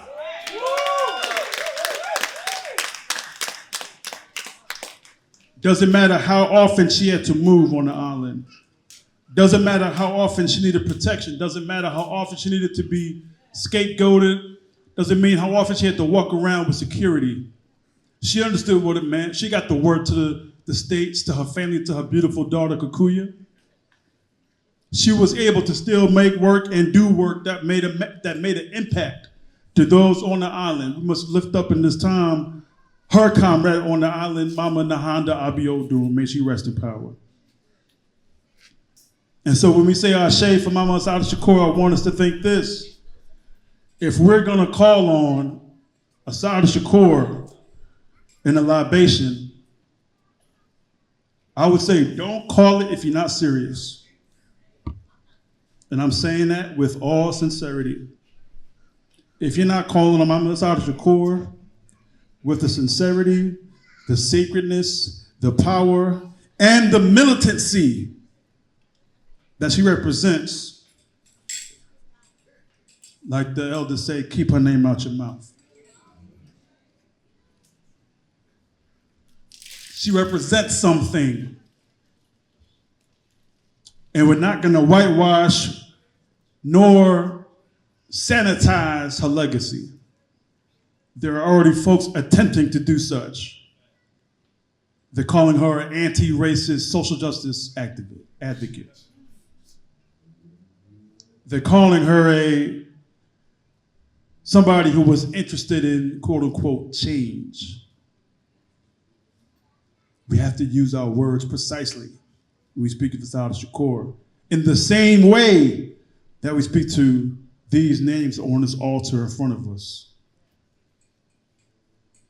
I'll be damned if I ever call Russell Maroon Schultz a social justice advocate.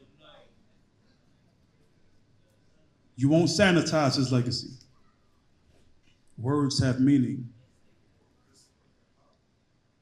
They have power. And it's only our babies and children, as the brother said earlier, and as the comrade said earlier, our singer Cage Bird said, when they're sharing these stories, and when Brother Ikemba talks about showing Eyes of the Rainbow documentary to his students, and then they're able to make connections, that work is so critical. But one thing why I wanted to read about that part where she says, the words are important, the actions are necessary. The actions are necessary. Now I see my dear brother Sharif Al-Meki, who's leading the Center for Black Educator Development. We need black teachers in our classrooms. But more importantly, we need the right teachers in the classrooms. And he's saying that. And he's pushing that. And he's teaching that. It's not just enough to be a black teacher in the classroom, it's about to be a black conscious teacher in the classroom, a black radical teacher in the classroom. Sharif is pushing that every day. And so we often say, we got a lot of work to do. But we got different work to do. Everybody shouldn't be here in this room dedicated to doing the same thing. Some of us are going to be in colleges, some of us are going to be in the streets. But in the spirit of Assata Shakur, the message that's been on my heart since Thursday, we need to add a level of militancy to all of our work, family. And we can have an offline conversation with what that means. But we need to find ways to incorporate a heightened level and a deeper level of militancy and a deeper level and heightened level of political education and PE in the work. I don't care if you're a writer. I don't care if you work for, you're a fireman. I don't care if you work in mental health and behavioral health like myself. But we have to deepen the work because we have to organize to destroy this beast that's destroying us day in and day out. We have to do it not only for our children, but really for ourselves and for those who are not here. And so I didn't come here to speak long. I came to speak strong because there's so much that has to be said, y'all. There's a lot of people who aren't here today who wanted to be here.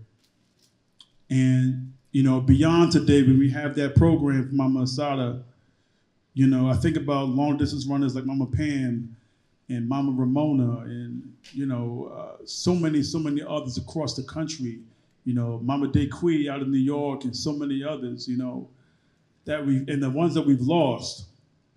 When we lose them, they say that it's like a library gets burned down. That's the message that we've been taught. But that means that we got to write new books then.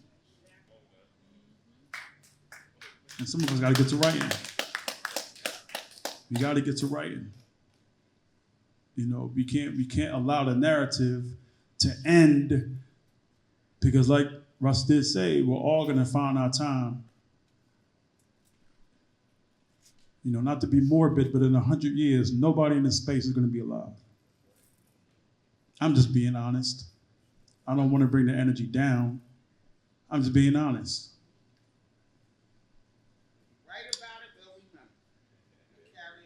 That's it. What's going to be our actions? What's going to be our actions? What are we going to have left?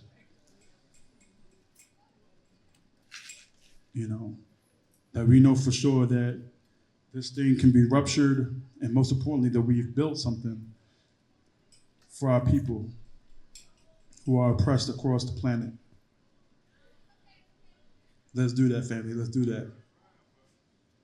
Everybody say, what's the call? Freedom. What's the call? Freedom. What's the call? Freedom. What's the call? Freedom. What's the call? Freedom. What's the call? Freedom. What's the call? Freedom. What's the call? Freedom. What's the call? Freedom. What's the call? Freedom. Free all political prisoners and free the land, y'all. Free the land, free the land, free the land.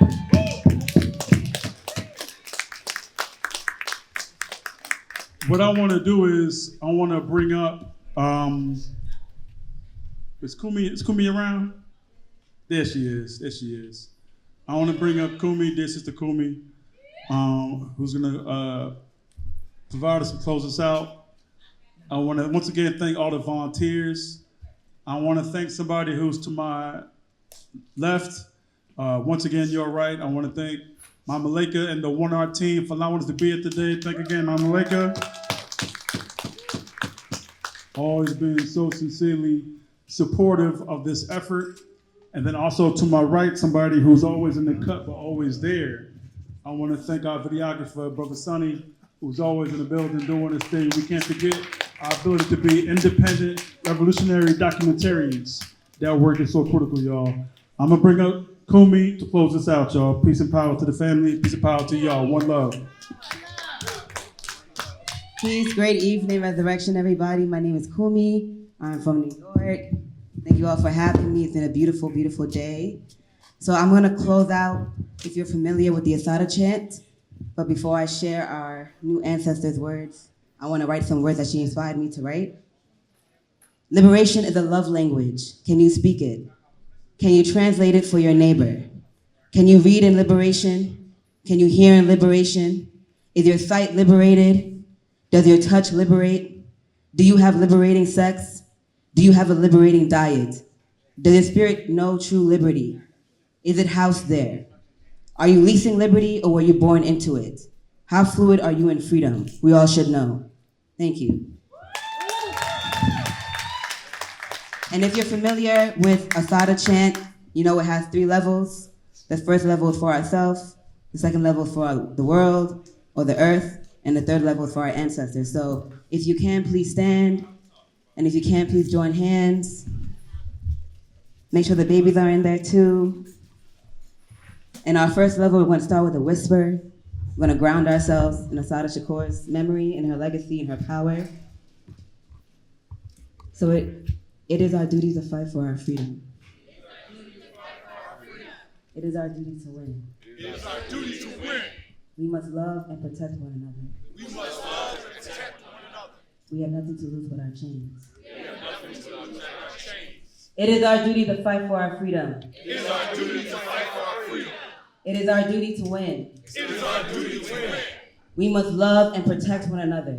We must love and protect one another. We have nothing to lose but our chains. We have nothing to lose but our chains. It is our duty to fight for our freedom. It is our duty to fight for our freedom. It is our duty to win. It is our duty to win.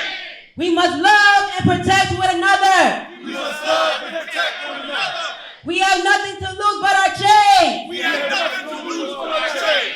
Free the land, freedom all. Free the land, freedom all. All power to the people. All power to the people. Ashe, thank you.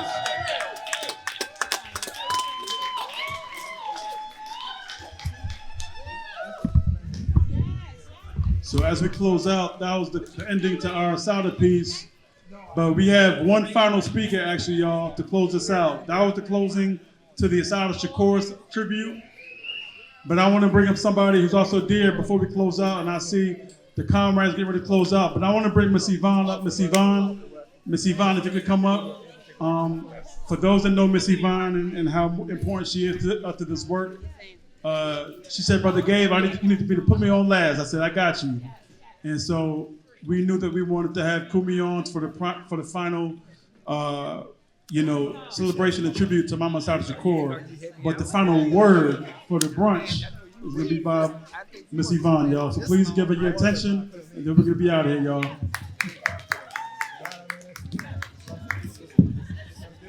Good evening, everyone. I met Maroon about 5-6 years ago, maybe before that. I'm sure it was before that, while he was serving time up at Dallas. I was up there visiting my brother, and my brother kept saying, see that guy over there? Go and meet him. And I said, no, I don't want to meet that man. Who is he? I don't want to meet him. I can't go over and just introduce myself to someone. And every month when I would go to see my brother, Maroon had a visitor, and every month my brother would say, go and meet him, go and meet him. And I'm like, no, I'm not going to go meet him. Finally, I met him because my brother told me that while Maroon was in RHU, Restricted Housing Unit, or the Hole, other people would want to go down there to get in the hole just to see him, just to hear what he had to say. This man was great at whatever he said and whatever he did, well respected. As a person of the prison society, I did make a visit to go see him while he was there. He came out, he was in a wheelchair, he had his legal pad and a pen, and he took notes as we were talking. Mind you, I'm supposed to take notes, but he took more notes than I did. And this guy was just fantastic with what he was saying, well respected and so forth. So when he came home, I had the opportunity of visiting him at one of his relatives' house. Not so I could say, well, I visit him, or not so I can go out here and brag about it, but I went to tell him the inspiration, the respect, and the love he had up there at Dallas. I don't know whatever prison he was at, but I know up at Dallas how everyone up there loved and respected him. And I just want to say to the Schultz family, thank you all. Sometimes you don't know how much it means to other people to know how your family member was. So good evening, everyone, and thank you.